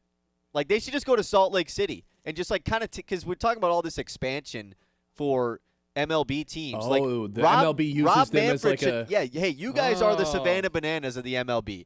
We're putting you in this city to test the fan base out because, look, they're not the Oakland Athletics anymore. How many true Athletic fans are driving up to Sacramento to go to their games, like former Athletic fans? I don't know if any. I don't know if any of them are even fans of them anymore. No, I think they all hate them. Right. Team. So it's like, why did we put them in Sacramento when they have to why not put them in Salt Lake City where maybe they want a team? Put them in Portland. That's pretty close to the West. Like, that's close to Sacramento already. I think Salt Lake City has a AAA team that people like, so they could have used their stadium. Well, and Portland has a legitimate, like, they've been one of the top teams talked about to be added as well. Somewhat surprising. Yeah. And obviously you don't want to throw them over to, like, Charlotte. That's a little bit too far. But Salt Lake City, Portland, those are pretty close. Like, Salt why Lake not City's try the this one. out? I think so, too. I'm totally biased. I've never been to Portland, but I was in Salt Lake City earlier this year. Awesome. Yeah, and they've been really cool. Just got a hockey club, obviously. They've been really juiced up by the owners of the Utah Jazz, and BYU is taking a big bump. So that's definitely a big growing sports market. Absolutely. Can they get a football team? I don't think the NFL's in the market to expand anytime soon. That's the problem. No, because they're at 32. I mean, that's the only going beyond 32 teams is where things get weird. It's just a lot of teams. Yeah. And the NFL's been there, obviously, forever, whereas the MLB and NBA, who've been in expansion talks forever now, have been locked at 30. But now this NBA thing seems like it's not going to happen because they're going to try to expand, like they're trying to buy the European EuroLeague. thing, Yeah, exactly. something over there, which like I don't know if I necessarily care about. Like I guess it's not. It doesn't really affect. I'm not ruled out on it, but Right. I'd rather there's just be 2 new teams. I'm a fan of expansion. I think it's fun. I think that when it's done right, and obviously that's been all the talk about the WNBA, but when the expansion is done correctly at the right time, it's super fun to get excited for stuff like that. Well, I think it's fun too because now, like, obviously there hasn't been an expansion since the show has existed, or since like I've had a platform to talk about this stuff, or you've had a platform. Yes, but that was prior to. No, you're right. It was. That was it was definitely prior, actually. Yeah. Because what? This is Kraken Seattle's were the last third year. team. Yeah. Yeah. And I wasn't doing this kind of thing 3 True. years ago, and even so, like. I just wasn't equipped to talk hockey then. Right. Not that I'm like a hockey expert now, but It happening in Major League Baseball and the NBA, I think would be really fascinating for me. Like I'm kind of jealous of the people that got to live through that way back in the day with the NBA in the 90s when they were just like mass expanding. Right. Yeah. That same. That's the sport where I think it'd be the most fun because the players you're actually picking off of other teams, Yeah, the expansion draft is fun. That's what makes things super interesting about all of that. The Tigers, if there was an expansion draft, and I'd really have to go back and look at the last rules. MLB expansion draft and what they did, because I'd be lying if I said I had any idea. But how many players they get to protect? The Tigers would have some tough decisions because the guys at the bottom of the lineup, the Tigers really like those guys, like a Perez, a McKinstry. Like odds are you can't keep all of these guys and protect everybody. So I don't know. This is I don't know how legit this is, but as of MLB 2023 expansion draft protected players list, this is the 1998 coming from the 1998 expansion when the Devil Rays and the Diamondbacks were added. It seemed like 15 players of the Major League roster. No, that can't be right. 15 of the 24? That seems right. 26. 26. Each team is permitted to add. Each team is permitted to add 15 players from their organization to a protected list. From the org or from the Major League level? From the Major League level. And minor league guys are minor not league up for guys. I don't think are up for. Okay, grabs, wait. Let's do this really quick then. So we're obviously protecting Torque, Riley, Skubal, unless Scott Harris is like, well, we're going to lose him anyway. Mize is a no-doubter, right? I'm throwing Perez into it. I'm throwing McKinstry into it. Carp? Yeah. Do teams get compensated when one of these teams takes the that I don't player? well so I know that like at least how the NBA expansion works is like once a player is taken off a team, you can't get another player from that team. So like they're just like once one guy there's is less gone, roster then that's spots. It. Exactly. So that there's probably like maybe that 2 or 3 at the MLB level. I'm protecting Torres even though he's an upcoming free agent. Right. Not really sure how that would work either. You got to go Mize and Finnegan, right? Or Finnegan and Vest. Yep. How many's that? The guy that we haven't said yet, which is absolutely no doubter, probably over a lot of the guys I've already said, is Dylan Dingler. Oh, yep. Don't let anybody touch him. Pause. And then, so that would be 1, 2, 3, 4, 5, 6, 7, 8, 9, 10, 11. Between Torque, Green, Skubal, Mize, Perez, McKinstry, Carpenter, Torres, Finnegan, Vest, Dylan Dingler. Does Jackson Jobe count? I think he probably does. Yeah, right? yeah. Out of sight, out of mind. Troy Melton, I would keep him. Yep. Okay. Oh, do we have enough pitchers? You got to protect Tommy Kahnle, right? Yes, of course. Okay, so at least we had like the list jotted down. 15 guys. That almost like I thought we were gonna have some bad cuts, but actually, yeah. I think the rules are. I'm reading reading through more of the rules right now. And Sorry, Gibson Long. It's quite complicated. Yeah, I think SGL would get kept. Quite complicated how the rules would work, and I also assume that they would be different in a current MLB expansion as well. Sure, of course. That's a fun exercise. Trying to build a prospect though, this entire group of prospects is tough. Javi, or do you just like the ground up? Please take the contract. No, you do not keep Javi. Yeah, please take it for sure. Well, I didn't plan on talking about expansion or A's or relocation, but that was fun. Good, productive conversation there. 989-837-6125. We'll hit the rest of the news when we come back. Ben Bosscher Show, live on 100.9 The Mitt. The Ben Bosscher Show, built by Bresky Siding and Building Repair on 100.9 The Mitt. Mirror on the wall, whose house is the nicest on the block of them all? Not yours. What do you mean? Your siding is faded, your gutters are falling off, and you have shingles missing. I suggest you call Bresky Siding and Building Repair. I'm going to call Bresky Siding and Building Repair right now. Mirror on the wall, now whose house is the nicest of them all? Yours is, kind sir, yours is. Call me, Derek Bresky, at Bresky Siding and Building Repair today. I'm Kevin Spencer, your Midland Edward Jones financial advisor. We're all about financial investments, but we also value the investments of time, patience, and encouragement our young athletes receive from their coaches, teachers, and mentors. That's why Edward Jones is a proud supporter of high school sports in the Great Lakes Bay region. Call Kevin Spencer, your local Edward Jones financial advisor in Midland, 989-832-8428, or visit edwardjones.com. Edward Jones, member SIPC. Hey, did you guys catch anything yet? Not a thing. Ah, bummer, neither have we. I'm actually just about to head into town. I'm going to go into Higher Standards Automotive. They got this award-winning service department with amazing technicians and this large parts department in case I want to fix it myself. They got the part there. Whatever. No, I'm serious, man. It's out there. Yeah, just like when you tried to convince me Bigfoot was real. Ray? Bigfoot's behind me, isn't he? Yeah, we got it. Run! Ah! Stop into Higher Standards Automotive, North Eastman Road in Midland, right past the mall. The Michigan Baseball Foundation is more than just baseball. It's a driver of economic growth and community. Operating one of the nation's top minor league stadiums, MBF supports job creation and regional development. Through creative partnerships and charitable giving, MBF has helped bring projects like Dow Diamond, the East End Development, Fairfield Inn and Suites, the Plaza, and the Dow Bay Area Family YMCA to life, generating over $23 million annually in economic impact. Every Great Lakes Loons ticket supports these efforts. Learn more at MichiganBaseballFoundation.org. Celebrate the 75th anniversary of a Peanuts Christmas with the Great Lakes Loons on Friday, August 29th. Relive the heartwarming classic in a festive atmosphere filled with nostalgia and holiday cheer. The team will also wear Peanuts-inspired jerseys that fans can bid on during a live online auction. For tickets, head to loons.com. This isn't just baseball. This is the Great Lakes Loons, everyone's hometown team. From the hometown heroes to the college legends to the pros on Sunday, 100.9 The Mitt is your home for wall-to-wall play-by-play coverage. High school football, basketball, and hockey. Region champions for the first time in school history. Michigan State football and basketball. Touchdown, MSU! The NFL, Thursday, Sunday, and Monday night primetime games. And don't think we forgot about your hometown team.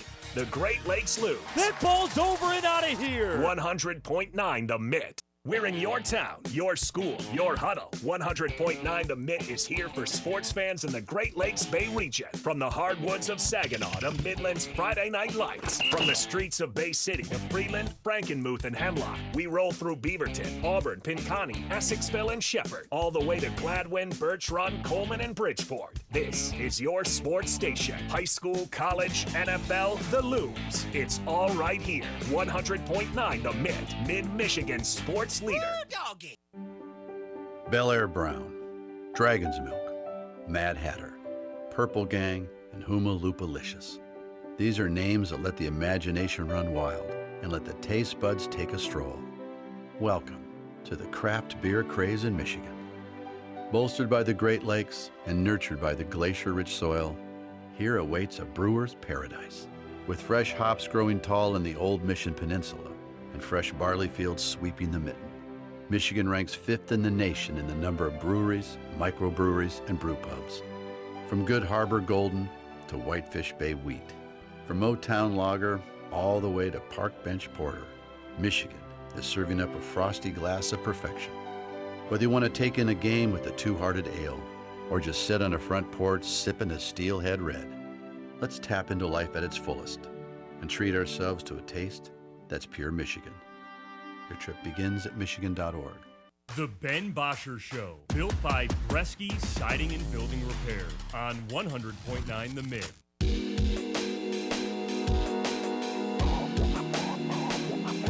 All right, welcome back in. It's the Ben Bosscher Show. 11:30, you know what that means. It's time to hit the news. The Mitt's Morning Catch. All right, let's hop right back into the news, Ben. Been waiting on a little bit more roster cuts to come in the NFL. We don't have a ton. You just got an injury, though. Hope you didn't draft Tajay Spears in any of your fantasy leagues. Oh, no. He appears to be hitting the, I saw first 4 weeks. Yeah, out minimum 4 weeks. Look, real ball knowers already knew this was coming. That's why Tony Pollard's been on the rise in these drafts. Hey, Khalil Mullings, though, in Tennessee. So there's some Michigan fan stuff there. There you go. I'm kind of all in, and now that I'm done with all my drafts, I feel comfortable saying this. I'm kind of all in on drafting Calvin Ridley as like a not late, but like as your flex. Not as a wide receiver 1 or 2, but Calvin Ridley, if you're in a 2-flex league, being one of those options, he's going to get force-fed the ball a lot. Yeah, I like Ridley a ton. Like, if you believe in Cam Ward, draft Ridley. Also, you know what was really, really funny? yesterday in our stock market exchange, I bought Texans stock, right? And said they might have the best defense in the league. We're doing our Loons fantasy draft. Texans defense gets pulled off the board in the 9th round. I was like, whoa! That's brutal. That was funny. Was it Sarah? No, it wasn't. Oh, yeah. She probably was already picking her 4th kicker by that. No, she's in the A-League. She's in the A-League. Oh, right. Yes. She gets the benefit of the doubt. She's in the A-League. She was an established veteran of the Loons Fantasy Football League last year. All right, well, let's talk about some other some cuts that I forgot to mention earlier. Some sad news coming out of New York for all of the New York Italians out there. Tommy DeVito is getting cut by the Giants. Tommy Cutlet's days are over in New York. Sad. Whoa. I think I've got way bigger news than that. I think Kelsey just announced his retirement tour. I think so. I think you're right. Tweet from Adam Schefter. Chiefs tight end Travis Kelsey is saddling up for his potential last ride. Never mind. I've heard this story 3 times. Yeah, this was also an article written by somebody else at 6 a.m. this morning, and it's just now getting tweeted out. So he said this multiple years in a row. Yep. Never mind. I'm sorry. Anyways, Tommy DeVito got cut. That's where I was left off. Yeah, that's way bigger news. And it sucks, man. Everyone loved Tommy DeVito. Except the Giants fans.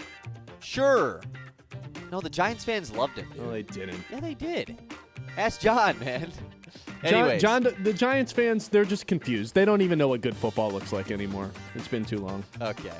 Let's not get too mean here. Tigers game 2 with the Athletics tonight, 10:05 first pitch. Once again, another late-nighter. Charlie Morton's on the mound versus Osvaldo Bido. You going to stay up for this one? Means you didn't last night? I think I'll probably end up doing the same thing. Luke's game tonight, so that kind of helps you be a little bit energized later into the night. Sure, but then it's no different of needing to be here early on in the morning. I think it's going to be the same thing that happened yesterday. I watched the first 3 or 4 innings on the TV.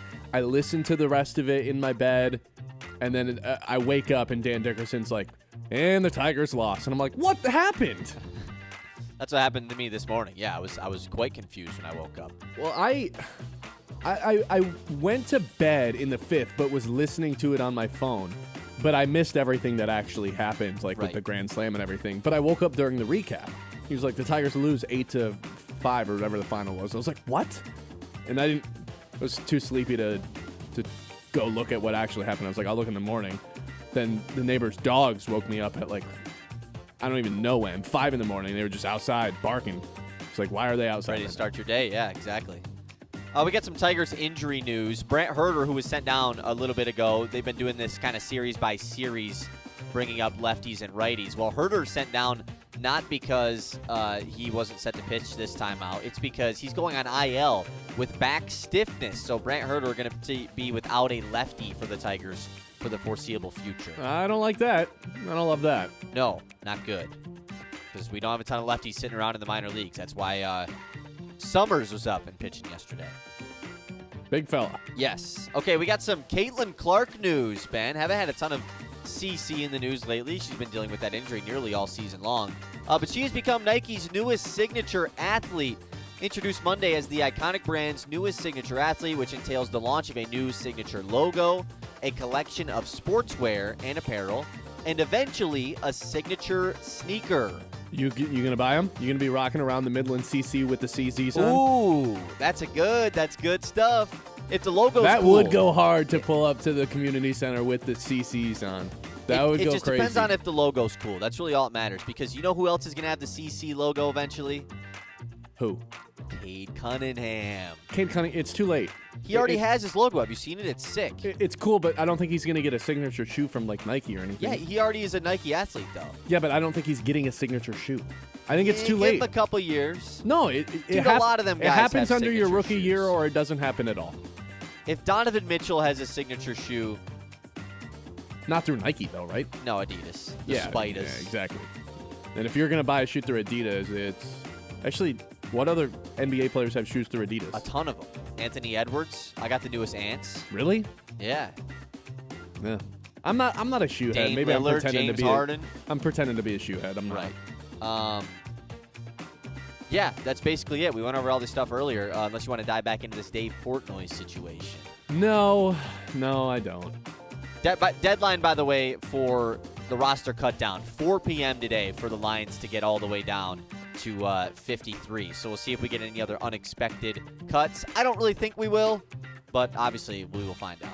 I've got one more. Dave Burkett, Free Press. Detroit Lions running back Sione Vaki not expected to land on IR, but could miss the Packers game. Man, talk about a guy who's just never healthy, ever. I want him returning kicks, man. I want to see him doing something. I want Isaac to slot returning kicks.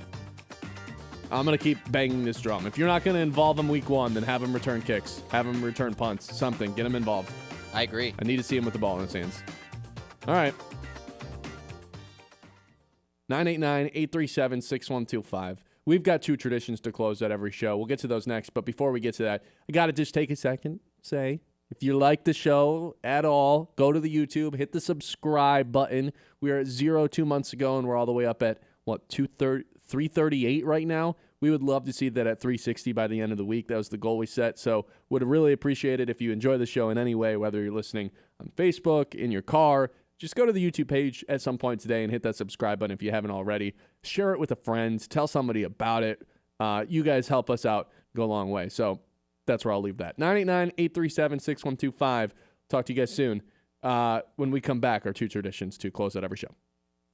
The Ben Bosscher Show, built by Bresky Siding and Building Repair on 100.9 The Mitt. It's time to remember that.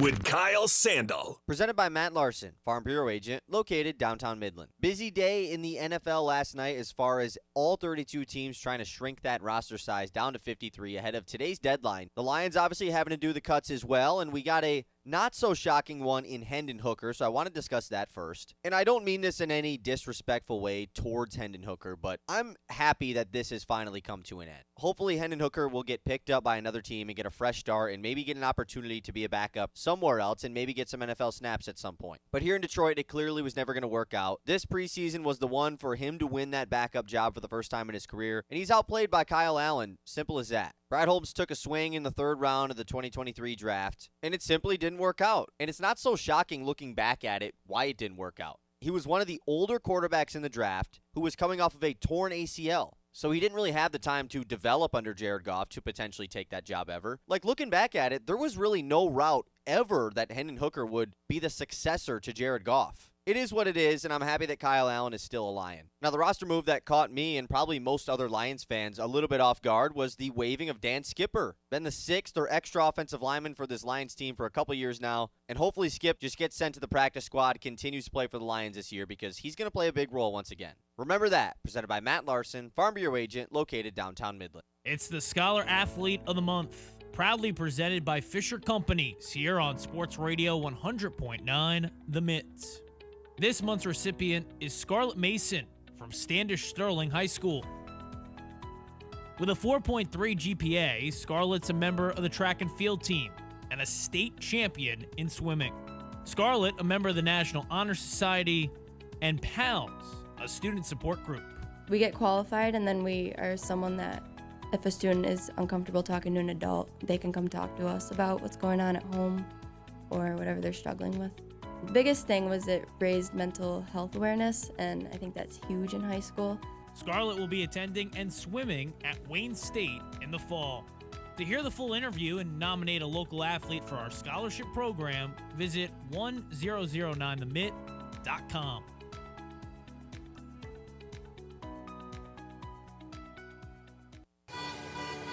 Detours driving you bonkers? Ideal Party Store's got your back with the Detour discount.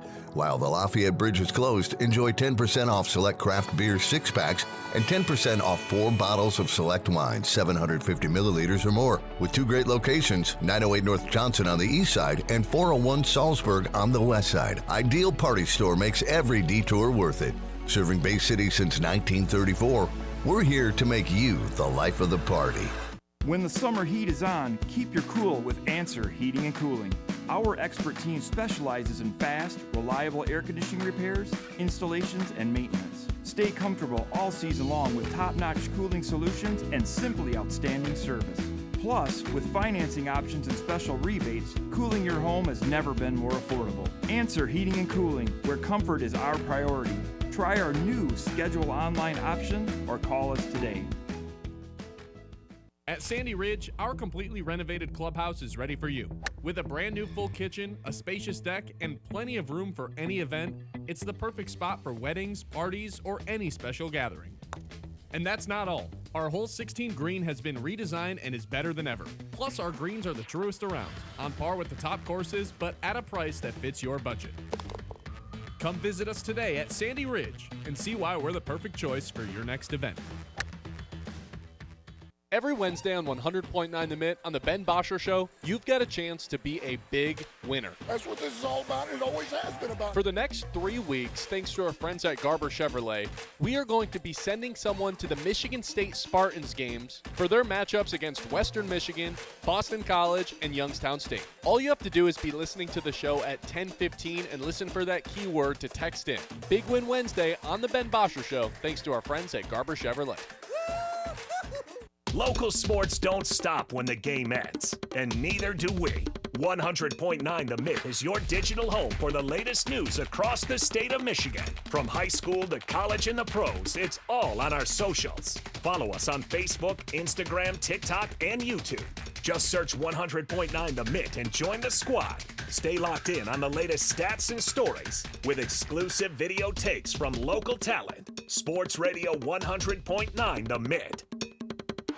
I'm Ben Bosscher, and here's what I think. I think the Detroit Lions are going to be worse this season, but still go 12-5 and win the NFC North. I think the Minnesota Vikings are the biggest threat to steal the NFC North from the Detroit Lions. I think we got to taper back our expectations for Bryce Underwood, with him being an 18-year-old freshman and all. I think the lack of aggression from Scott Harris at the MLB trade deadline is going to haunt the Tigers for years to come. And I think you should listen to the Ben Bosscher Show weekdays from 9 to noon on 100.9 The Mitt, built by Bresky Siding and Building Repair, if you agree or disagree with anything I just said. The Ben Bosscher Show, built by Bresky Siding and Building Repair on 100.9 The Mitt.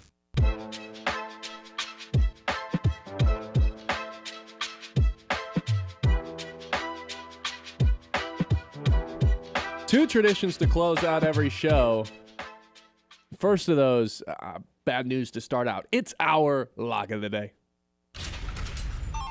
Lock of the day. You better lock it up. No, you lock it up. Lock it up. Lock it up. Lock it up. Tigers did not score 5 runs yesterday. No. Well, you actually need them to score 6 runs yesterday. Yes, they did not do that. Wasn't even close. They threatened early, like a bunch of times in the early innings, and I was like, it's not going to happen. Yeah. You know, this had me thinking, Ben, because obviously you've struggled with lock of the day. Last overall. 2 weeks we've been hot. You've lost 3 in a row now. I know. 17.74 units down all time. 1838-1 record all time. Down 3.74 units in August. But it had me thinking, since this is the 13th week of the show, it feels like you never hit on Monday. Like you just never get off to a good start on Mondays. So I did some research. How many Mondays do you think you have just hit the bet? 1. The first week of the show. No, that would be kind of unreal. 2. 3. Oh. 3 of now 13 weeks. You have the very first one, and then it took you about 6 weeks to do it again. Well, we're about to hit like 18 Mondays in a row when we've got Monday Night Football. Yeah. This guy going to score a touchdown. This guy's going to have this many receptions. This guy's going to go throw 2 touchdowns. It's going to be easy come next week. Actually, I think next Monday we've got a ranked matchup, don't we? No, that's Sunday. I think there still is a Monday night there's college a Monday football game. Labor Day, yeah. But I don't know if I don't think it's a ranked matchup. Anyway, today, the lock of the day is Marlins money line against Atlanta. 70% of the money's on Atlanta, both in the spread and the run game. That's a little too steep for me. I'm going to fade that. Sandy Alcantara on the mound today. I'll go with their money line today for, what is it, plus 106? Plus 104 today for Marlins money line. Oh, you know what? I can't wait to take next Monday, though. What? Bill Belichick money line, baby. Oh, it's UNC. UNC, TCU, ESPN, Monday Night Labor Day. Ooh. Yeah. TCU is for sure winning. No. They're favored. I'm taking Bill Belichick to come out on top. He said all offseason to prepare for TCU. He hasn't been doing anything all offseason. Besides hanging hanging out with his girl, yeah. That's right. But anyway, I think I'm taking Sandy and the Marlins today for the lock of the day. Lock of the day. You better lock it up. No, you lock it up. Lock it up. Lock it up. Lock it up. Are you in on Belichick kind of being the Deion Sanders of this year, where it's like, oh, they're a lot better than everyone realizes? Like, they're actually a good team? Like, can he do this? No, I'm not saying I like don't think compete so. for a playoff spot, but like, I don't know, the ACC kind of stinks. I think they'll be fine. Like, that's kind of where I'm thinking with this. I don't know why they can't win like 9 or 10 games. The ACC's terrible. It is. But there still is some good teams in it. Like, Miami's still there. Clemson obviously is really good. Oh, yeah, you got to look out for Carson Beck. SMU made the playoff last year. And they bring their quarterback back. Yeah, you're right. But, like, why can't they go 8-4? Like, that'd be a win, yeah, right? They could. Yeah, I think that'd be fine if they went 8-4. Yeah, I would agree. They're not, like, ranked to start the year or anything, so. I'm here for the ride. I'm just here for the fun. All with right. the UNC train. Okay, our other tradition to close out our shows is guessing what Colin Cowherd opens with. He takes over our airwaves at noon. Wasn't even doing his own show yesterday, to nobody's surprise. Taking No, those and it's last almost days like, off. okay, if you're filling in for Colin, you can't lead with something unique. Yeah, you have to just do Shedeur something or that Caleb. like you have to just do Shedeur Sanders because why else would you not, you know? It's like a rule for filling in for his show, I feel like. Well, Kenny There's Pickett J-Mac. has since been traded. Actually, you're picking first, so I'm just going to stop talking. Yeah, I'm picking first. Episode 60 today, by the way. Worth noting, yes. Look, yeah, I mean, Kenny Pickett got traded. You could go with Shedeur Sanders once again. I think that the Ohio State stuff is kind of funny, but it also has been proved that it wasn't coming from Ohio State, so that would make me think that it won't be led with that. Yeah, I think I'd just go with Shedeur Sanders now that I've really thought about it. Just looking at what else is available. Like, Caitlin Clark is on the board because she's back in the news, but is it going to be Colin even? I don't know. Trey Hendrickson got paid after the show yesterday. Could that finally be it? I think it's an option. But I will instead go with Shedeur Sanders again, back-to-back days. It's a good pick. I think it's probably the correct pick. You're kind of gaining steam on me, man. 12-9. Could get to double digits today. I'm going to go with the Bengals situation. Yeah, I think that's Trey the other Hendrickson choice. ends up being a wimp, not sticking to his word, taking the money. Yeah, I'm going with Trey Hendrickson and the Bengals. Whether or not now he can finally say they're a playoff team or not a playoff team. He'll make some AFC South or AFC North predictions to open up the show. How about that? I'm just thinking, is he even going to be on today? If he wasn't on yesterday, why would he be on today? We should start guessing who's filling in for him. Right, and it's just J-Mac minus 200 every time. Yeah. Doug Gottlieb has the occasional like Friday fill-in, but he's about to get busy with basketball season. That's right. I forgot about that. Yeah. A lot of He's work. got to go coach the worst team in the nation Yeah, again. he's got to go run the most efficient practice in all of college the basketball. Phoenix of Green Bay. Watch out for him. Yeah. Okay. I don't know who else it would even be. Danny Perkins a little bit. Oh, yeah. Yeah. Okay. Well, that's just about going to do it. Once again, want to take the time to appreciate everyone who has been listening to the show, whether it's 1 day, 2 days, 3 days, or since the very beginning when it launched in June. We appreciate you more than you could possibly understand here at 100.9 The Mitt. So if you haven't gone and hit that like and subscribe button on YouTube, may as well do that, Kyle. You may as well do that because a lot of good stuff on there that, well, if you watch like all 3 hours of the show, maybe you don't necessarily need to jump on there. But we've got Success Suite up on there right now. We've got, if you missed any portion of the show, you can go back and watch some of the clips of it. You can go back and watch the actual live stream if you want to as well and skip through any of the breaks. We've got our reels, our short-term form content. You guys can follow on Instagram, TikTok, Facebook, wherever you do your social media. Go ahead and give us a follow on that. Yeah. And come out to the Loons game, man. Last homestand of the season. Mm-hmm. And against the Whitecaps, too. Ugh. That's what I'm saying. Like, big rivalry, kind of. In a way, yeah. And tomorrow, we're giving away Michigan State tickets. Yes. For their opener Woo. against Western on Friday. College football right here. And then CMU, you're going to be out in San Jose? Yes. That's in California, right? It is in California, yeah. One of the bigger cities in all of America. Have you ever been out there? Yeah, my aunt lives near San Jose, which is kind of hilarious. I went there for spring break when I was in high school to visit her. So you're going to see her when you're there? Probably not. No. We're in and out of there. So, Nice. But yeah. Yeah, it's going to be a fun time. I'm pretty excited for it. I'm just happy that football's back, dude. It still doesn't really feel like it yet. It will But on obviously Friday. come later this week, it definitely will. Actually, I think there's some games on So Thursday. you're going to be getting some B-Tons action on the Ben Bosscher Show here later this week. There is, in fact, games on Thursday. Boise State plays on Thursday. A little bit more MAC teams play on Thursday. Nebraska-Cincinnati Thursday. So a couple good games there, too. Minnesota also in action. So, all right, Michigan State on Friday. That's a big one. Giving away tickets tomorrow. Make sure you're listening at 10:15 for Big Win Wednesday. Thanks to our friends at Garber Chevrolet. Or just tune in right at 9 o'clock. That's when we will get going on the Ben Bosscher Show. Talk to you guys tomorrow.